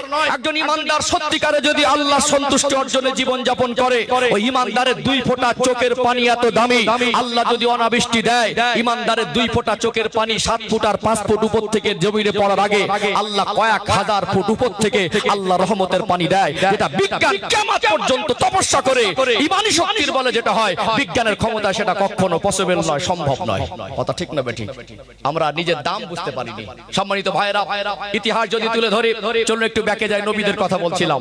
ঈসা আলাইহিস সালাম যেটা মুজিজা দ্বারা করেছেন, বিজ্ঞান কিয়ামত পর্যন্ত পারবে না। জামানা ছিল ওমর রাদিয়াল্লাহু আনহু খেলাফত শাসন আমল। আল্লাহর নবী সাল্লাল্লাহু আলাইহি সাল্লাম গোটা বিশ্ব ঘুরে ঘুরে দিন প্রচার করার সুযোগ পায়নি। আল্লাহর হায়াত দিয়েছিলেন মাত্র 63 বছর। ইসলামের প্রচার তো থেমে থাকেনি। যখন খেলাফত শাসন আমল ওমর রাদিয়াল্লাহু আনহু, তখন মিশরে ইসলাম জয় হলো। মিশরের মধ্যে ইসলামের আলো জ্বলে উঠলো। সেখানকার প্রাদেশিক গভর্নরের দায়িত্ব পেল আমর ইবনে লাস। মিশরে একটা বিখ্যাত নদী আছে, নদীটার নাম হলো নীল নদ। নদীর নাম নীল নদ। একটা সময় শুকিয়ে যেত, পানির সংকটে মিশরবাসী অনেকটা সংকটের মুখে পড়তো।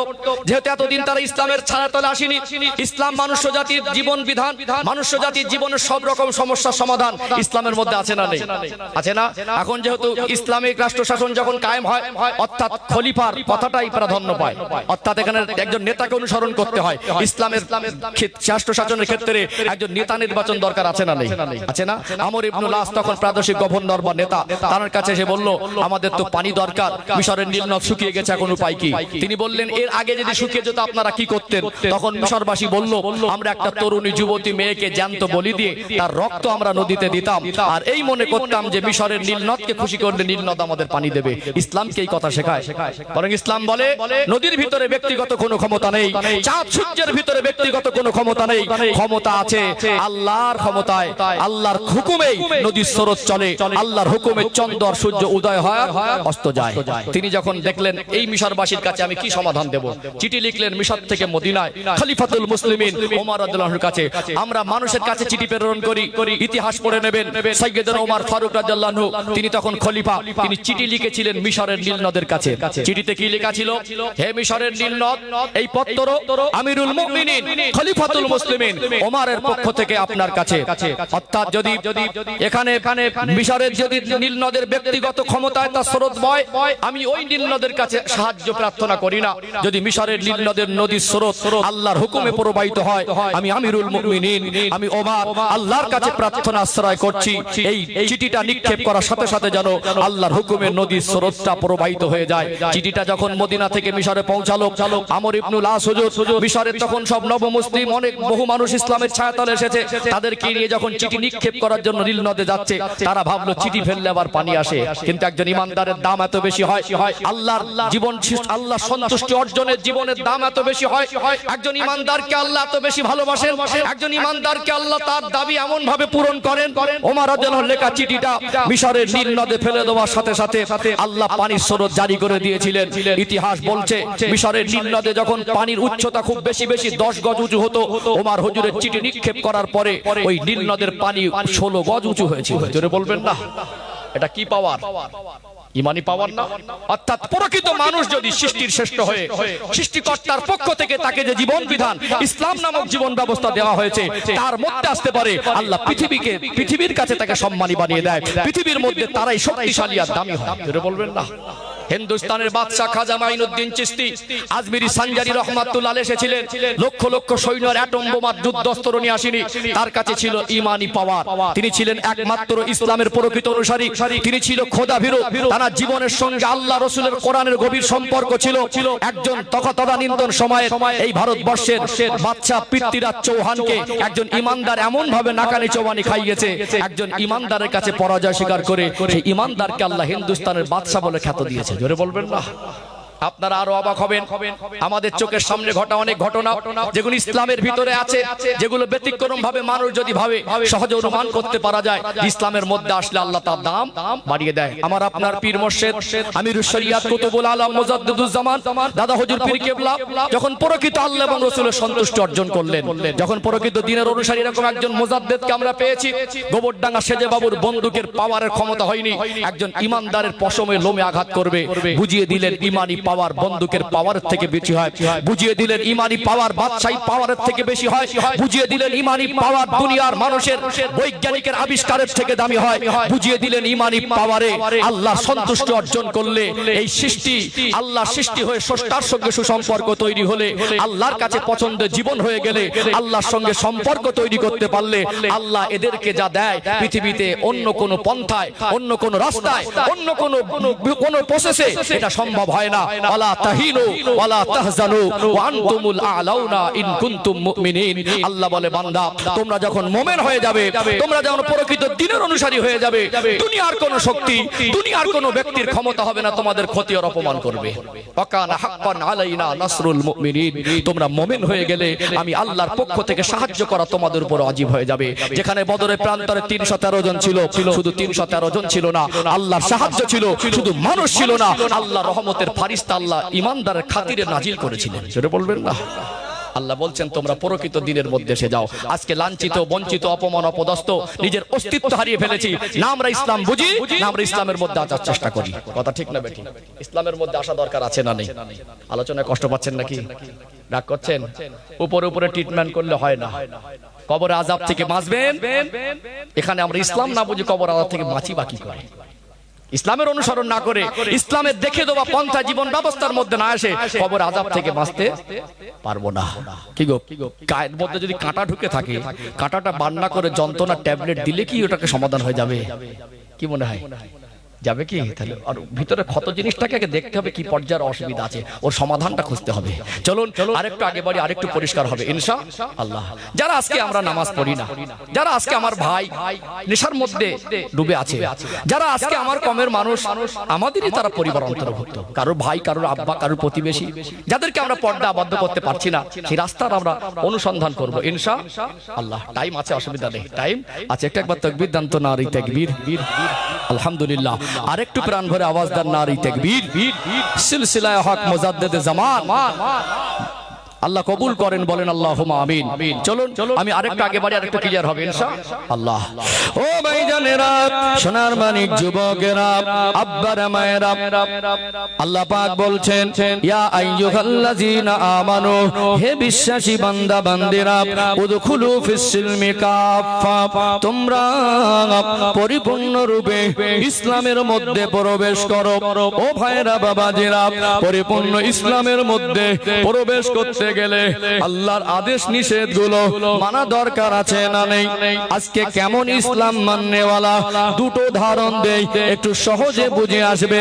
আর ইসলামের একটা অর্থ শান্তি, এতদিন শুনে এসেছেন, একটু সহজে ব্যাখ্যা করে বুঝিয়ে দেবো কেন ইসলামের অর্থ শান্তি। আজকে একটু ব্যাখ্যা দেই, সহজে বুঝে আসবে আমরা কেমন ইসলাম মাননেওয়ালা। দেখবেন মাঝে মাঝে একটা পরিবারে আল্লাহ যদি সন্তান দেন, ওই সন্তান যখন বড় হয়, সংসারের কোনো কাজে সহযোগিতা করে, বাবা মার একটু আনন্দ লাগে। বাবা ব্যবসায়ী মানুষ, কর্মসূত্রে বিদেশে, কখনো কখনো দেখা যায় ওয়েদারে নিম্নচাপ, মাঝে মাঝে ঘিজঘিজে বৃষ্টি, টানা 8 দিন 10 দিন এক টানায় লেগে থাকে, কি থাকে না? এখন বাড়িতে বাবা নেই, বৃষ্টিটা খুব জোরেও না আর খুব আস্তেও না, মোটামুটি বৃষ্টি যা হচ্ছে ভিজে যাবে ছাতা ছাড়া। ওই সময় মা ডেকে বলছে 20 বছরের ছেলে, চালাক চতুর বেশি না কম? এখন 20 বছরের ছেলে মানে খুব চালাক।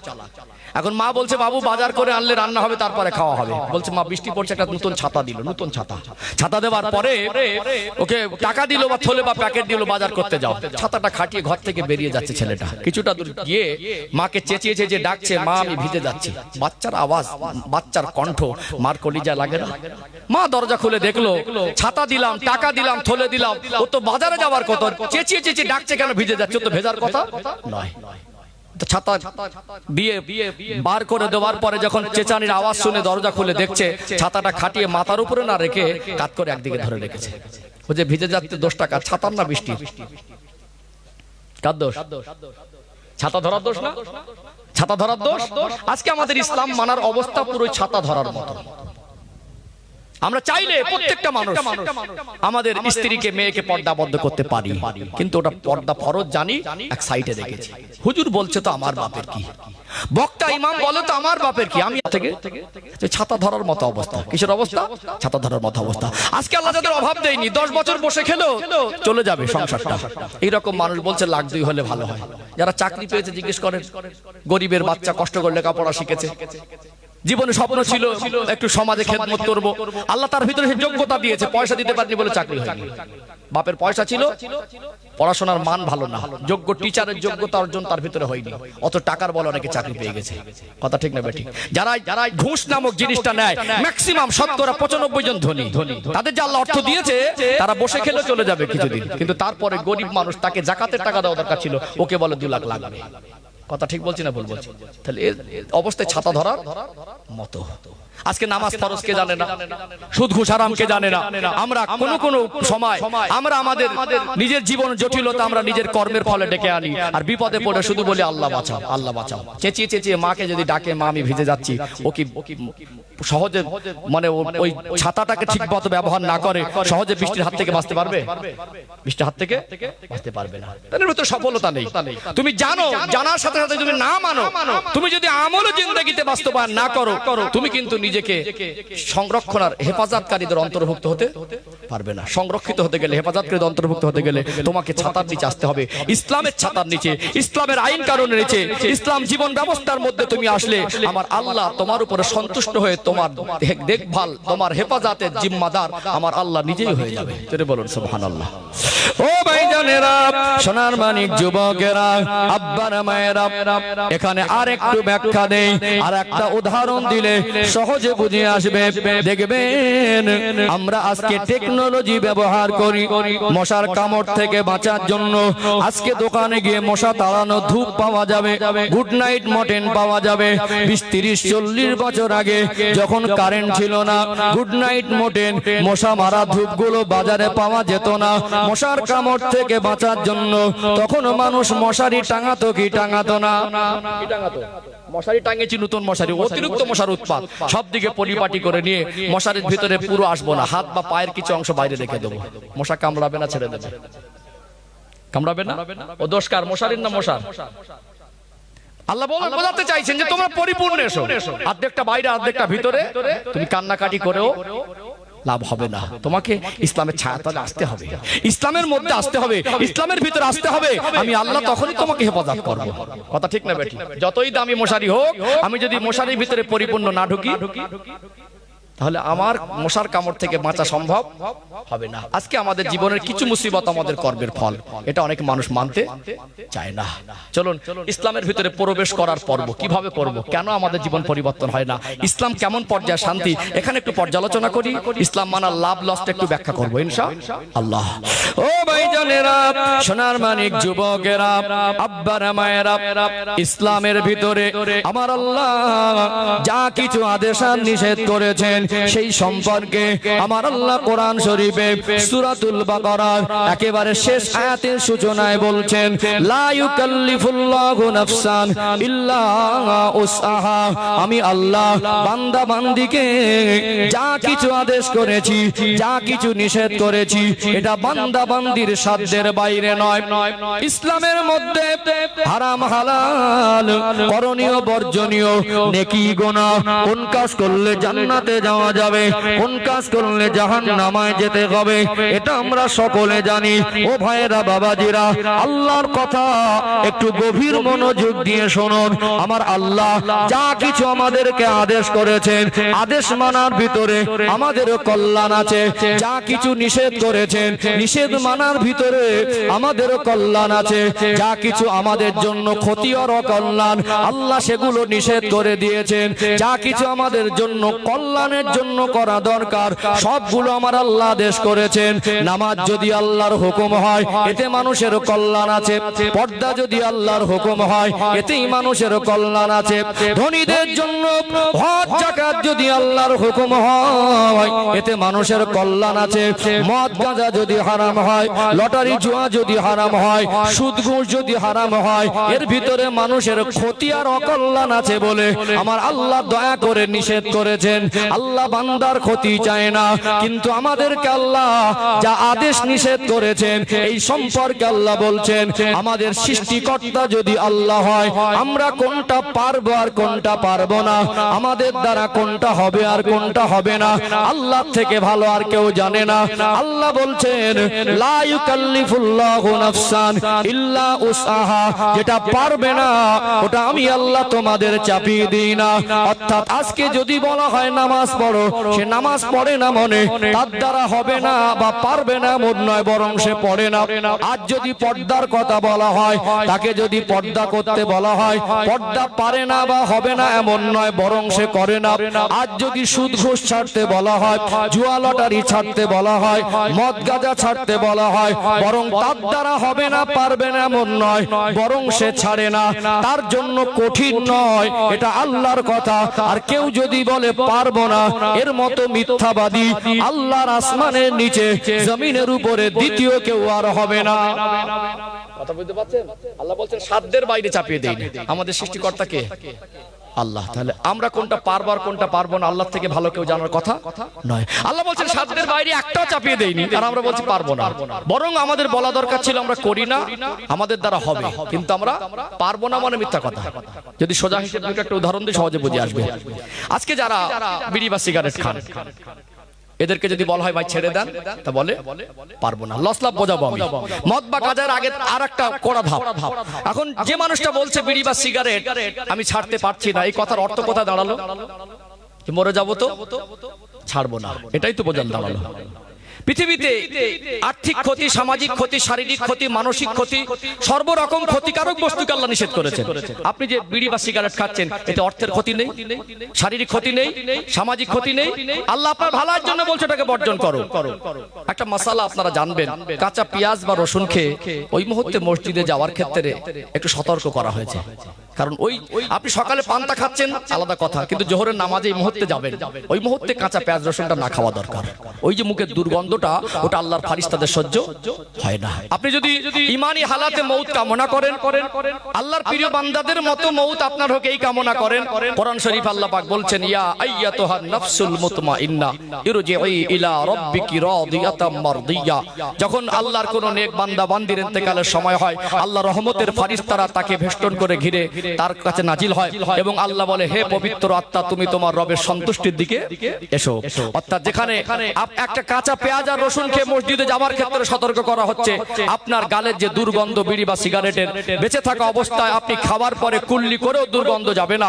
মানুষ মারা যাবার পরে তাকে যত ভালো করে গোসল দেওয়া হোক, ওই দুর্গন্ধটাকে নিষ্পত্তি করা সম্ভব হবে না। আপনি পারবেন না বলছেন মানে আপনি বলতে চাইছেন এটাকে সাথে নিয়ে যাব। এটা একজন ইমানদার আর শ্রেষ্ঠ, আপনি যে সৃষ্টির শ্রেষ্ঠ, এই শ্রেষ্ঠত্বের পরিচয় নয়। আপনি শ্রেষ্ঠ কিতাব পেলেন, শ্রেষ্ঠ নবী পেলেন, শ্রেষ্ঠ জাতি হলেন, সৃষ্টির মধ্যে আল্লাহ আপনাকে শ্রেষ্ঠ দিলেন, এটা কি শ্রেষ্ঠত্বের পরিচয় থাকলো? আর থাকলো না। বরং আপনি বলছেন ছাড়তে পারছি না। যারা বিড়ি বা সিগারেট খায়, আমি বলছি কোন একজন ভাইকে যদি বলা হয় ভাই আমার সঙ্গে 3 দিন তুমি থাকবে, নেশার দ্রব্য কিছু সেবন করতে পারবে না। একটা লোক বিড়ি খায়, তাকে বলবেন 3 দিন আমার সঙ্গে যদি কিছু নেশার দ্রব্য না পান করে থাকতে পারো, 3 দিনে 30,000 দেবো। রাজি হবে না? এক পায়ে রাজি হয়ে যাবে। 3 দিন কেন 5 দিন হলে ভালো হয়। 10,000 টাকার লোভ যদি দেখানো হয়, একদিন বিড়ি না খেয়ে থাকতে পারবে না? হাঁকু দেন না। টাকার জন্য যে মানুষ 400 টাকা রোজ করতে গিয়ে 8 ঘন্টা মাটি কাটে, ওই মানুষকে 10,000 টাকার লোভ দেখালে একদিন বিড়ি না খেয়ে থাকতে পারবে না? ও বলবে একদিন কেন, 1 সপ্তাহ দিলে 70 হবে, 1 সপ্তাহ কেন 10 দিন দিলে আরো ভালো হবে, 1 লাখ হবে। বরং যখন টাকার জন্য মানুষকে কোনো কিছু করতে বলা হয়, মানুষ যে পরিমাণে কষ্ট করে আল্লাহর জন্য, তার কল্যাণের জন্য, তার দুনিয়ার কল্যাণ, কবরের কল্যাণ, আখিরাতের কল্যাণ, দুনিয়ার শান্তি, কবরের শান্তি, আখিরাতের শান্তির জন্য তাকে যখন নসিহত করা হয়, আল্লাহর পক্ষ থেকে যখন বার্তা দেওয়া হয়, সৃষ্টির শ্রেষ্ঠ হয় সেটাকে সে মানতে রাজি হয় না। এটা মানুষ্য জাতির জন্য অত্যন্ত দুর্ভাগ্যের কথা, ঠিক না বেঠিক? আজকে যারা আমার বাবাজিরা এসেছেন, আপনাদের উপরে আল্লাহ কোরআন শরীফের আয়াত নাজিল করে বলছেন 28 নম্বর পারা 19 নম্বর পৃষ্ঠার মিডল পয়েন্টের নিচে সূরা তাহরিমের 6 নম্বর আয়াত আল্লাহ পাক বলছেন, ইয়া আইয়ুহাল্লাযীনা আমানু কু আনফুসাকুম ওয়া আহলিকুম নারা, বিশ্বাসী বান্দা বান্দিরা জাহান্নামের আগুন থেকে নিজে বাঁচো এবং আহল পরিবার বর্গকে বাঁচাও। আপনারা জানেন, আপনি দাদু, আপনি গার্জিয়ান, আপনি বাবা, আপনি মা, আপনার আল্লাহ দুটো সন্তান দিলেন, এই সন্তানগুলোকে নামাজি হিসাবে গড়ে তোলা দরকার ছিল কি ছিল না? যদি কালকে এরকম অফার করা হয়, রাত 2টোর সময় 10 বছরের নিচে যে কটা বাচ্চাকে মসজিদে নিয়ে যাবে মাথা পিছ 10,000 করে টাকা দেবো, মসজিদ ভর্তি হবে না? কারণ দাদুটা বলবে, ছোট একটা বাচ্চাকে প্যাম্পাস পরিয়ে ঘুম থেকে উঠে নিয়ে বলবে এটা আমার পোতা হয়। 10,000 টাকার লোক দেখালে মসজিদে জায়গা ধরবে না, কিন্তু ওই বাচ্চাটাকে জাহান্নামের আগুন থেকে বাঁচানোর জন্য সারা বছর একদিনও দায়িত্ব পালন করে না। এইবারে হুজুর ভালো করে দাও। হুজুরের বাবা 14 পুরুষের ক্ষমতা নেই, হুজুর এসে 2 ঘন্টায় নামাজি করে দিয়ে যাবে। 18 বছর ধরে দাদুর কোলে পিঠে মানুষ হলো, দাদু তাকে সূরা ফাতিহাটা কোনোদিন শিক্ষা দেয়নি, তাকে বিড়ি আর সিগারেট আনতে পাঠিয়েছে। আপনি বাজারে যান, মার্কেটে যান, লাড্ডু চকলেট ক্যাডবেরি নিয়ে বাড়ি আসেন, ছোট ছোট নাতি পোতাদের কোলে জড়িয়ে ধরেন, দাদুর আদর, আপনি ঠোঁটে মুখে চুমা খেয়ে বলতেন, দাদু ভাই একবার সূরা ফাতিহা আমি পড়ছি, আমার সঙ্গে তুমি একবার পড়ো তো, তাশাহুদটা একবার আমি পড়ছি, তোমার সঙ্গে তুমি একবার পড়ো তো। পরে লাড্ডুটা দিতেন, ক্যাডবেরিটা দিতেন, চিপসের প্যাকেটটা দিতেন, ওর মেজাজ তৈরি হতো, দাদু ভাইয়ের সঙ্গে সূরা ফাতিহা মুখস্থ করলে দাদু ভাই খাবার দেয়। উপরান্ত বলেছে, দাদু ভাই এই বাড়ির তলায় বিড়ির বান্ডি টেনে দাও তো, চার দোকানে ফতোয়া দেবো, জলসা দিয়ে লাভ নেই। হুজুররা আর জলসা দিয়ে সমাজ পরিবর্তন করতে পারছে না, দায়িত্ব তো আপনার। আপনি 18 বছর ধরে আপনার মেয়েকে মানুষ করলেন, আপনি বাবার মা, তাকে পর্দার পোশাক কিনেও দিলেন না, পর্দা আবদ্ধ করার চেষ্টাও করলেন না। হুজুরের বাবা 14 পুরুষের ক্ষমতা আছে, ওয়াজ করে পর্দার মধ্যে আবদ্ধ করে দেবে। কথা ঠিক বলছি না ভুল বলছি? জুমার দিন ছোট ছোট বাচ্চার ভিতরে আল্লাহ কি মেজাজ দিয়েছে, মাকে বলছে মা নামাজ পড়তে যাবো, ও জাহান্নামের আগুন থেকে বাঁচার সেই সম্পূর্ণ মেজাজ না আসলেও আল্লাহ তার মনে নামাজের মহব্বত দিয়েছে, মা আমি নামাজ পড়তে যাবো। মা সংসারের কাজে ব্যস্ত, কোন রকমে গোসল করেছে, ভালো করে গোসল করিনি, তাড়াহুড়ো করে পাঞ্জাবিটা গলিয়ে একটা বোতাম উপরে আর নিচে পাল্ট লাগিয়ে ওইভাবে ছুটেছে। ওই বাচ্চাটার ভিতরে নামাজ শেখার মানসিকতা আছে, বাবা মা যদি একটু গার্ড দিত, একটু যদি তাকে রক্ষণাবেক্ষণ করতো। হাট্টি মাটি মারপেট থেকে তো শিখিনি, আতা গাছে তোতা পাখি তো মারপেট থেকে শিখিনি, নামটা তো মারপেট থেকে শিখিনি। ডক্টর মাস্টার ব্যারিস্টার ইঞ্জিনিয়ার করুন, আইপিএস ওসি ডিজি করুন, আপনার সন্তান চাকরিজীবী হোক, এতে অসুবিধা নেই। আপনার সন্তানকে আপনি সূরা ফাতিহা শিক্ষা দিলেন না, তাশাহুদ শিক্ষা দিলেন না, দরুদ শরীফ শিক্ষা দিলেন না, অথচ ছেলের বিয়ের সময় মোবাইল নিয়ে ঘুরছেন, ছেলে দেখেছে হিরোর মতো লাগছে, অপদার্থ, আপনি অযোগ্য একজন বাবা, আপনি বাবা নামের একজন কলঙ্ক। আপনি ছেলের ছবি নিয়ে দেখছেন হিরোর মতন, আপনার ছেলে তো গালাগালিতে হিরো, আপনার ছেলে তো মদ খাবার হিরো, আপনার ছেলে তো দুনিয়ায় মানুষের সঙ্গে অসৎ ব্যবহারে হিরো হয়েছে।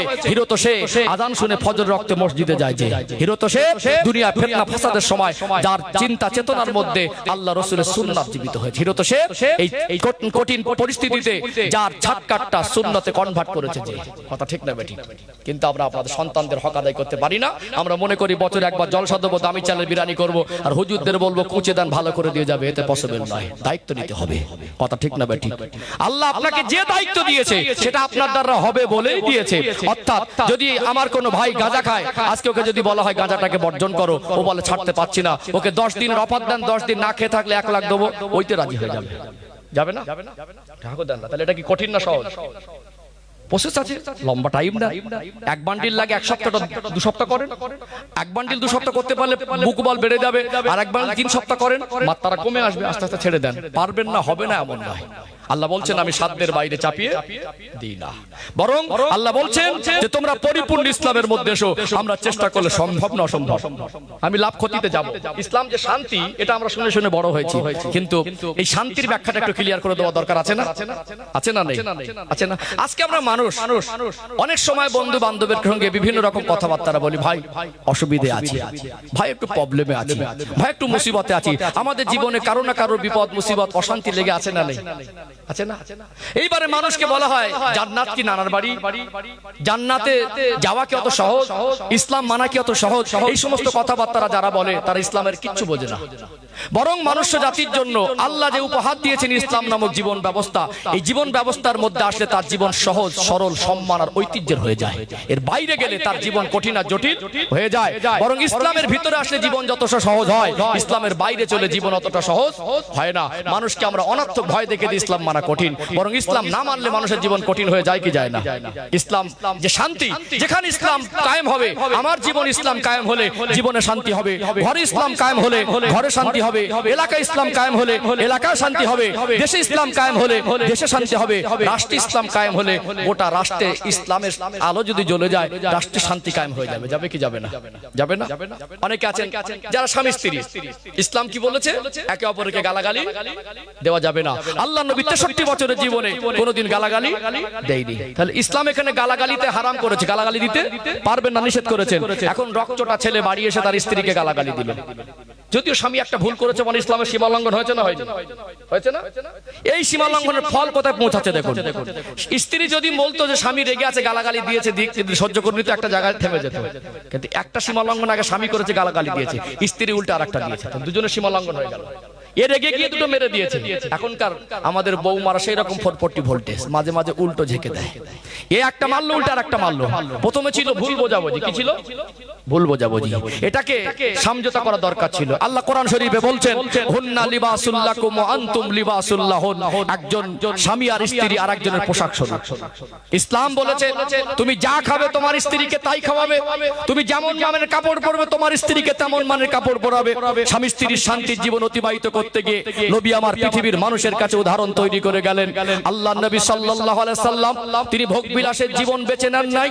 আল্লাহ পাক কোরআনুল কারীমে সূরা আল আহজাবের 21 নম্বর আয়াত, পারা নম্বর 21, আল্লাহ বলছেন, লাকাদ কানা লাকুম ফি রাসূলিল্লাহি উসওয়াতুন হাসানাহ। আমার হাবিবের মধ্যে রয়েছে তোমাদের জন্য উত্তম আদর্শ। অর্থাৎ আমরা যদি নবীর আদর্শ ফলো করতাম, আমাদের সাংসারিক জীবনে শান্তি হতো। যে নবী বাড়িতে আসতেন অনাহারে ক্ষুধার্ত অবস্থায়, চেহারা মলিন হয়ে থাকতো, ঘরে সালাম দিয়ে প্রবেশ করে বলতেন, আয়েশা ঘরে কি কোনো খাবার আছে? আম্মা জান আল্লাহর নবীর চাঁদ মুখটা দেখে বুঝতে পারতেন, ইয়া রাসূলুল্লাহ আপনি ক্ষুধার্ত, সফর থেকে ফিরেছেন, চোখ থেকে টপ টপ করে পানি ঝরতে, আমার মনটা চাইছে আপনি আল্লাহর হাবিব, আপনার খেদমতে কিছু পেশ করি। এই মুহূর্তে আমার ঘরে তেমন কিছু খাবার উপযুক্ত দেওয়ার মতো নেই। আল্লাহর নবী বলতেন, আয়েশা আমি তোমাকে ভোগ বিলাসের জীবন দিতে পারি না, অন্যান্য স্বামীদের মতো বিল্ডিং বালাখানা অলংকার দামি দামি জামা কাপড় পছন্দের খাবার দিতে পারি না, এতে কি তুমি দুঃখ পাও? ইয়া রাসূলুল্লাহ আমি আপনার সাংসারিক জীবন আবদ্ধ হয়ে আমি বড় সৌভাগ্যবান।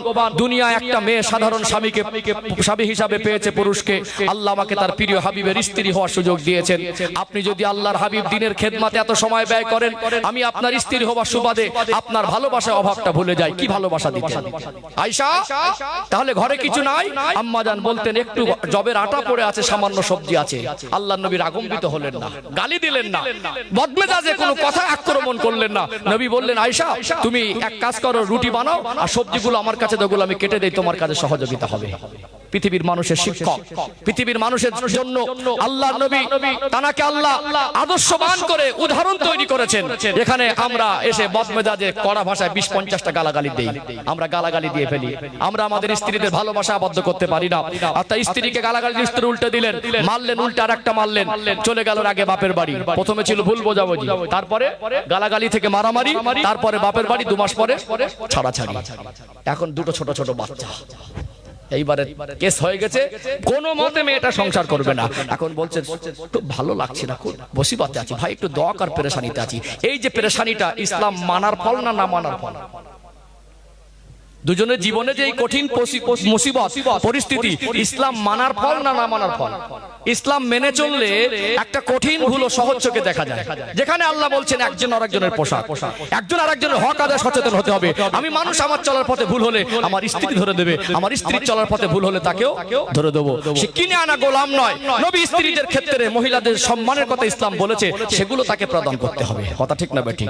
অর্থাৎ কোনোদিন আমরা আমার স্ত্রীদের মুখে যদি খাদ্য তুলে দিতাম, আল্লাহর নবী নবী বুঝিয়ে দিলেন স্ত্রীদের গালে খাদ্য তুলে দিতে হয়, এক পাত্রে খেতে হয়, তাদের মনের কথা শুনতে হয়, তাদের সঙ্গে মিল মহব্বতে চলতে হয়। কুড়ে ঘরে দুদিন অনাহারে থেকেও সাংসারিক জীবনে শান্তি পাওয়া যায় যদি স্বামী স্ত্রী একে অপরের প্রতি বোঝার মতো সেই রকম নিয়ামত থাকা যায়। কথা ঠিক না বেঠিক? আমরা একে অপরে বুঝতে চাই না, একে অপরে গোল লড়াই চলে যায়, ইসলামের বহির্ভূত কাজ করে ফেলি। এর কারণে আমাদের জীবন কঠিন হয়েছে না সহজ হয়েছে? কঠিন হয়েছে না? ইসলাম মানলেই সহজ হয়, ইসলামের বাইরে গেলে জীবন সহজ হয় না। সম্মানিত ভাইরা, এখানে দেখবেন আজকে আমরা যারা বন্ধু বান্ধব আর্থিক লেনদেন করি, ইসলাম এখানে বলছে লেনদেনের ক্ষেত্রে তোমরা লিখিত আকারে ওটাকে দলিল হিসেবে রাখো। আমরা এত বেশি বুঝে গেছি, একটা বিশ্বস্ত বন্ধুকে যদি বলি ভাই লেনদেন করছে একটু লিখে রাখি, বলো তুই আমাকে অবিশ্বাসী করিস। ইসলাম বোঝে না। ইসলাম আপনার একার জন্য নয়, ইসলাম মানুষ জাতির জন্য। আপনার সঙ্গে গড়বড় না হলে অন্য কারোর সঙ্গে তো হতে পারে। ইসলাম যেটা বলেছে এর মধ্যে কল্যাণ আছে না? নেই? আছে না? হয়তো ব্যবসায়ী জীবনে দুজনে এক জায়গায় শুরু করেছেন যে ভাই সারা জীবন কষ্ট করে চল দুজনে মিলে ব্যবসা করি, হয় না?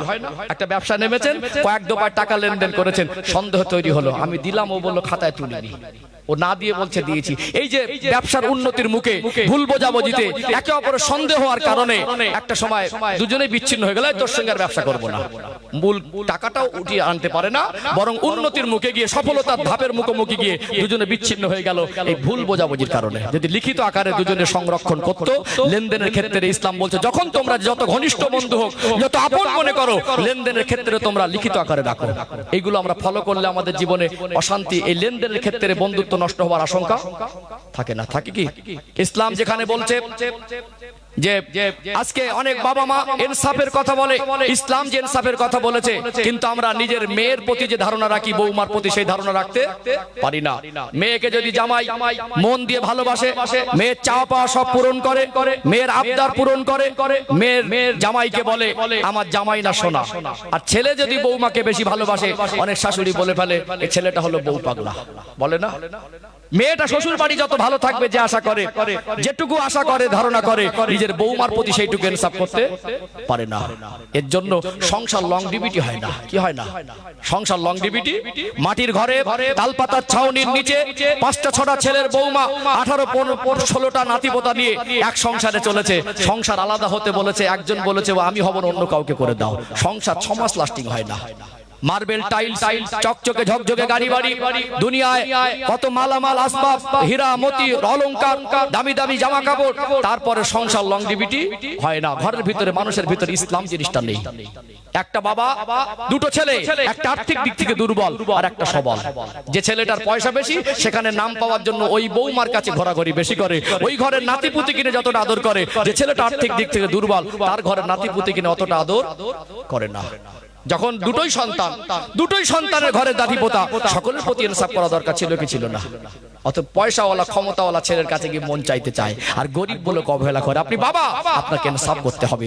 যে বৌমাটা দেখবে যে আমি অসহায়, দুর্বল বলে, গরিব বলে, আমার শ্বশুর আমার ঘরের পরিবার, আমার সন্তানদেরকে সেই চোখে দেখে না, আমার জায়ের ছেলেটাকে, মেয়েটাকে যেমন করে আদর করে, আমার ছেলেটাকে তেমন করে আদর করে, সবসময় নাম কেনার চেষ্টা করে, বরং এখানে ওই বৌমাটা তার শ্বশুরকে আব্বার মতো করে মেনে নিতে কষ্ট হবে না? কষ্ট হবে কি হবে না? এই জন্য সংসার টেকে না।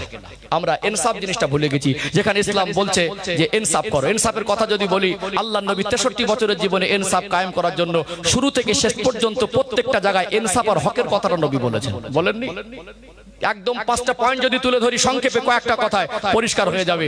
দুধমা হালিমার ঘরে গিয়ে দুধ পান করেছিলেন, ডান স্থান ছাড়া কোনোদিন বাম স্থানে দুধ পান করেনি। পৃথিবীর মানুষকে মেসেজ দিলেন 14 দিনের মতো বয়স, যে একটা আমার দুধ ভাইয়ের হক, আমি যদি ডাইনে বা হিসাব না রাখি, যদি বেশি গম খেয়ে ফেলি, দুধ ভাইয়ের হক নষ্ট হবে। আল্লাহ আমাকে রহমাতাল লিল আলামিন করেছেন, মানুষের হক নষ্ট করার জন্য পাঠায় নাই। হিজরতের রাতের কথা যদি বলি, যেদিন নবী আমার হিজরত করবেন, জিবরাইল আমিন আলাইহিস সালাম বলছেন ইয়া রাসূলুল্লাহ ঘর ঘেরাও করেছে, আপনি উঠুন বেরিয়ে পড়েন। ভাই জিবরাইল কিভাবে বেরোবো, ঘর ঘেরাও করেছে? আপনি চিন্তিত হবেন না, হাতে এক মুষ্টা কাকর বালু নিয়ে ছুঁড়ে দেন। আল্লাহর নবী নুরানি হাতে কাকর বালু ছুঁড়ে দিলেন। আল্লাহ বালুগুনা রাতের অন্ধকারে চতুর্দিকে কাফেরদের চোখে পৌঁছে দিয়েছিলেন। বলুন সুবহানাল্লাহ। জিবরাইল আমিন বলছেন হুজুর আপনি বেরিয়ে পড়ুন, কেউ আপনার ঘরে আশেপাশে নেই, চোখের জ্বালা যন্ত্র ছটপট করছে। নবী বললেন জিবরাইল আমি বেরোতে পারবো না, একটু সময় দেন। আমি আপনি হলে বেরিয়ে পড়তাম। মক্কায় যেখানে মানুষত্ববোধ বলে কিছু ছিল না, মক্কার মানুষ নিরাপদ থাকতে পারতো না, যেখানে কিছু আমানত আল্লাহর নবীর কাছে জমা ছিল। নবী বললেন এই আমানতগুলো বুঝে না দিয়ে আমি যেতে পারবো না, কাল সকালে আমায় পাবে না। যদি আমানত বুঝে না দিয়ে যাই মক্কার মানুষ আঙুল তুলে বলবে আমাদের মাল সম্পদ নিয়ে পালিয়েছে। আলী হুজুরকে ডাকলেন, আলী এখানে আসেন, আমার বিছানায় চাদরটা মুড়ি দিয়ে ঘুমান, আর আমি আপনাকে দায়িত্ব দিয়ে যাচ্ছি আমানতগুলো বুঝে দেবেন। হকের কথা বলেননি, হকের কথা বলেননি। সম্মানিত ভাইরা, এখানে দেখবেন আল্লাহর নবী সাল্লাল্লাহু আলাইহি সাল্লাম তিনি অসুস্থ হয়ে 17 ওয়াক্তের নামাজ ইমামতি করতে পারেননি। শেষবারের মতো নামাজে গেলেন, দুজন সাহাবীর কাঁধে ভর দিয়ে গেলেন, পাটা ঘিসতে ঘিসতে যাচ্ছে, ধরে মেম্বারে বসিয়ে দেওয়া হলো। নবী সেদিন অশ্রুসিক্ত নয়নে সাহাবাদের কাছে বিদায় ভাষণ দিয়েছিলেন, খুব সংক্ষিপ্ত আকার, অসুস্থ শরীর নিয়ে। সেদিন বলেছিলেন, সাহাবীরা আমার 63 বছরের জীবন কাউকে ঋণী রেখে যাব না, কারোর কাছে ঋণী থেকে যাব না। অর্থাৎ আমার আচরণে ব্যবহারে আমি নবী তো কি হয়েছে, যদি কারোর কোনো লেনদেন পাওনা থাকে তোমরা মিটিয়ে নাও। সেখানে সাদ বিন আবি ওয়াক্কাস হুজুর বললেন আমি পাওনাদার। নবী বললেন তোমরা ছেড়ে দাও।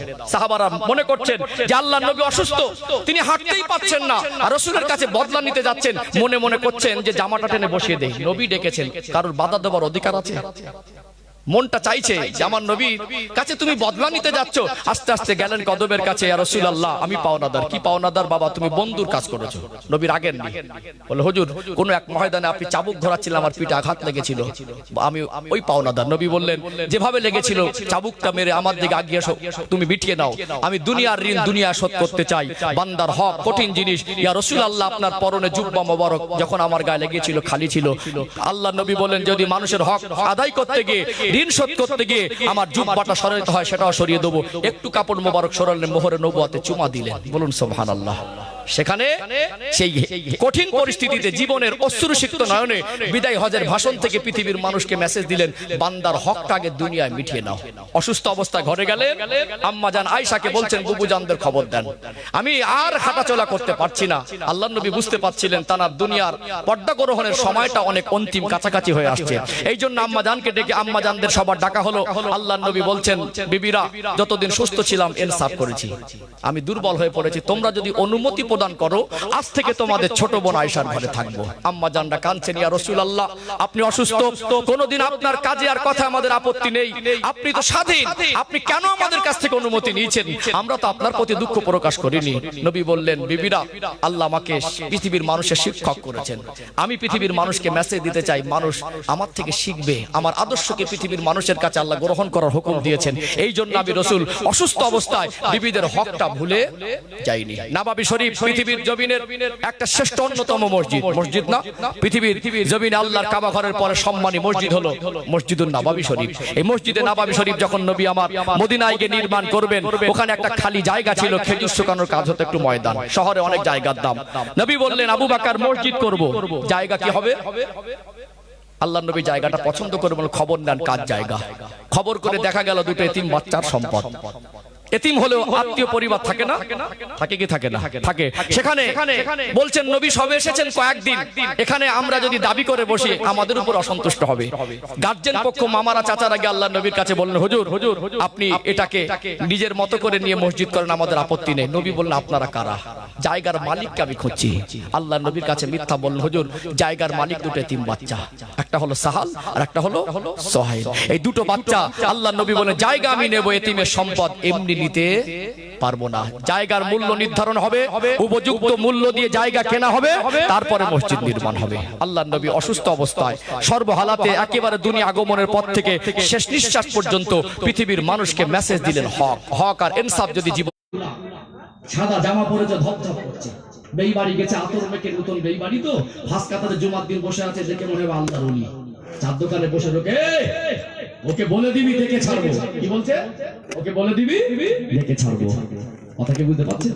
সামান্য জায়গাকে কেন্দ্র করে আমরা ঝামেলা জড়িয়ে যাই। এই ঝামেলা অশান্তি, পারিবারিক অশান্তি, সামাজিক অশান্তি, অর্থাৎ আমাদের বংশের মধ্যে অশান্তি। এই অশান্তিগুলোর ফল কি ইসলাম মানার কারণে না মানার কারণে?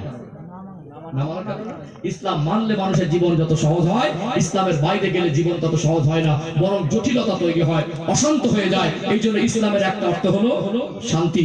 আল্লাহর নবী সাল্লাল্লাহু আলাইহি সাল্লাম 23 বছরে একটা সমাজ ব্যবস্থাকে পাল্টে শান্তি কায়েম করে পৃথিবীর মানুষের কাছে উদাহরণ দিয়েছিলেন। যেটা বলুন সুবহানাল্লাহ। আলোচনা কষ্ট পাচ্ছেন নাকি? রাগ করছেন?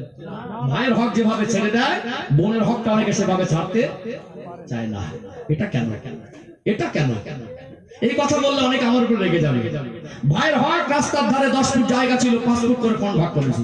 দুটো দোকান ছিল, সমান সমান করে ভাগ করেছে। কিন্তু বোনের হকের ক্ষেত্রে একটা বোন বলেছে না চাই তো আলহামদুলিল্লাহ, সে যদি শ্রমিক বাড়ি সুখে থাকে, দাবি না করে তো আলহামদুলিল্লাহ, যখন দাবি করবে আপনাকে ছেড়ে দিতে হবে, কিন্তু ছাড়ে না, কিন্তু ছাড়ে না। অনেক সময় বলেছে ভাই আমাদের অবস্থা ভালো না, টাকা পরিপূর্ণ মূল্য দিতে হবে না, কিছু যদি 5 লাখ টাকা হয় আমাকে 40,000 টাকা দাও, আমার ছেলে মেয়ের ভবিষ্যৎ আছে, একটা জায়গা কিনবো। দেওয়ার সময় বলতে দাঁড়া জায়গাটা দেই তারপরে দেখছি। 40,000 টাকা দিয়ে জায়গাটা লিখে নিয়ে বলছে এই জায়গা বিক্রি করে খেয়েছিস, এখানে আর তোর জায়গা নেই। অনেক এইরকম আমাদের ঘরের মা বোনেরা বাপের বাড়ি সম্পদ নিয়েছে বলে তার বাপের বাড়ি ভাইদের কাছে ভাইপোদের কাছে আসা বন্ধ হয়ে গেছে না যায়নি, অথচ ভাইয়ের হকটা বুঝে দিয়ে 2 ভাই এক জায়গায় বসে চা খায়, এই বাড়ি তরকারি রান্না হলো এই বাড়ি দেয়, এই ভাইয়ের ছেলে মেয়ের বিয়েতে 2 ভাই একসঙ্গে কাজ করছে। কিন্তু বোনটা তার ইহসান, তার দয়া 5 লাখ টাকার জমি 40,000 টাকা দিয়েছে, ও বোনগুলোকে বঞ্চিত করে রেখেছে। যতই 70 বার হজ করেন আর যতই আপনি নামাজি হন, যতই আপনি ভালো মানুষের সমাজের কাছে পরিচিত হন, বান্দার হক কঠিন জিনিস। এই জন্য আমরা হকের প্রতি খেয়াল রাখি। দুনিয়া আমরা আল্লাহর কাছে গোনা করলে আল্লাহ মাফ করে দেবে, আল্লাহ হক আল্লাহ চাইলে ক্ষমা করে দেবেন, কিন্তু বান্দার হক আল্লাহর কাছে কেঁদে মাফ হবে না। আল্লাহ আমাদের বোঝার তৌফিক দান করেন, বলেন আল্লাহুম্মা আমিন। আলোচনা কষ্ট পাচ্ছেন নাকি? তাহলে আমি বোঝাতে চাইছিলাম ইসলামিক জীবন ব্যবস্থার মধ্যে আসতে হবে, আসলে আমাদের জীবন যত সহজ হবে, ইসলামের বাইরে গেলে জীবন অতটা সহজ থাকে না। আল্লাহ বলছেন লা ইউকাল্লিফুল্লাহু নাফসান ইল্লা উসাহা, আমি আল্লাহ সাধ্যের বাইরে চাপিয়ে দেই না কোন হুকুম, একটাও আমাদের জন্য বোঝা নয়। চলুন ইসলাম মানার লাভ লস বুঝিয়ে দিয়ে, ইসলাম যে বোঝা নয়, যতক্ষণ সময় থাকবে ওই আলোচনা শেষ করবো, যেহেতু লাভ লসটা বোঝানোর দরকার আছে, আছে না ইনশাআল্লাহ। আমার যে সমস্ত ভাইরা নেশার মধ্যে আসক্ত আছে এদেরকে একটু ভালো পথে আনা, যারা বেনামাজি আছে এদেরকে নামাজের মধ্যে আনা, যারা পর্দা বেপর্দা চলে এদের পর্দার মধ্যে আনা, এগুলো আমাদের একটু সংস্কার দরকার আছে না, আছে না? এই 4টে পয়েন্ট বলে যদি সময় পাই, ইসলাম মানা আরো কতটা সহজ তার ব্যাখ্যা শেষ পর্যন্ত দেবো ইনশাআল্লাহ। একটু তাকবীর দেন, নারী তাকবীর। আলহামদুলিল্লাহ অনেক মানুষ এসেছেন, আরেকটু প্রাণ ভরে আওয়াজ দেন নারী তাকবীর। সিলসিলা হক মুজাদ্দিদে জামান পানাপুকুর গ্রামবাসী বিন্দু, মাহফিলের কমিটির সাহেবানগণ, নারী তাকবীর। চলুন তাহলে আরেকটু আগে বাড়ি ইনশাআল্লাহ। ইসলাম মানার লাভ আর লসটা একটু, তাহলে ইসলাম মানার আগ্রহ তার ভিতরে বেড়ে যাবে ইনশাআল্লাহ। ও ভাইজানেরা, সোনার মানিক যুবকেরা, আব্বার মায়েরা, আল্লাহ পাক সূরাতুল বাকারা 208 নম্বর আয়াতের মধ্যে স্পষ্ট করে জানিয়ে দিলেন, ইয়া আইয়ুহাল্লাযীনা আমানু, হে বিশ্বাসী বান্দা বান্দিরা, উদখুলু ফিস সিলমি কাফা, তোমরা পরিপূর্ণ রূপে ইসলামের মধ্যে প্রবেশ করো। পরিপূর্ণ রূপে ইসলামের মধ্যে প্রবেশ করা আল্লাহ আমাদের কঠিন করে দেয় নাই। ও ভাইরা বাবাজিরা, আজকে যারা মদ বা গাঁজা খান, আজকে যারা বিড়ি বা সিগারেট খান, আপনাদেরকে নিয়ে ক্রিটিসাইজ করে, অট্টহাসি করে, অন্যকে আপনার কথা নিয়ে বলে হাসিয়ে লাভ হবে না, বরং আপনার মধ্যে ইসলামের আলো যদি পৌঁছে যায়, আপনার জীবনের অন্ধকারটা অটোমেটিক দূরে চলে যাবে কি যাবে না? আল্লাহর পক্ষ থেকে আমরা সৃষ্টির শ্রেষ্ঠ আমার আল্লাহ যে গাইডলাইন দিয়েছেন, এই গাইডলাইন মানার ভিতরে কল্যাণ আছে। ছোট একটা উদাহরণ দেই, সহজে বুঝে আসবে। আজকে অনেকে প্রায় বাড়ি বাড়ি মোটরসাইকেল আছে না নেই? মধ্যবিত্ত একটা পরিবারের ছেলে অথবা গরিব পরিবারের ছেলে, তার ক্লাসমেট, বন্ধু বান্ধব সকলের কাছে একটা করে মোটরসাইকেল, তার জীবনে বড় আশা একটা মোটরসাইকেল কিনবো। 5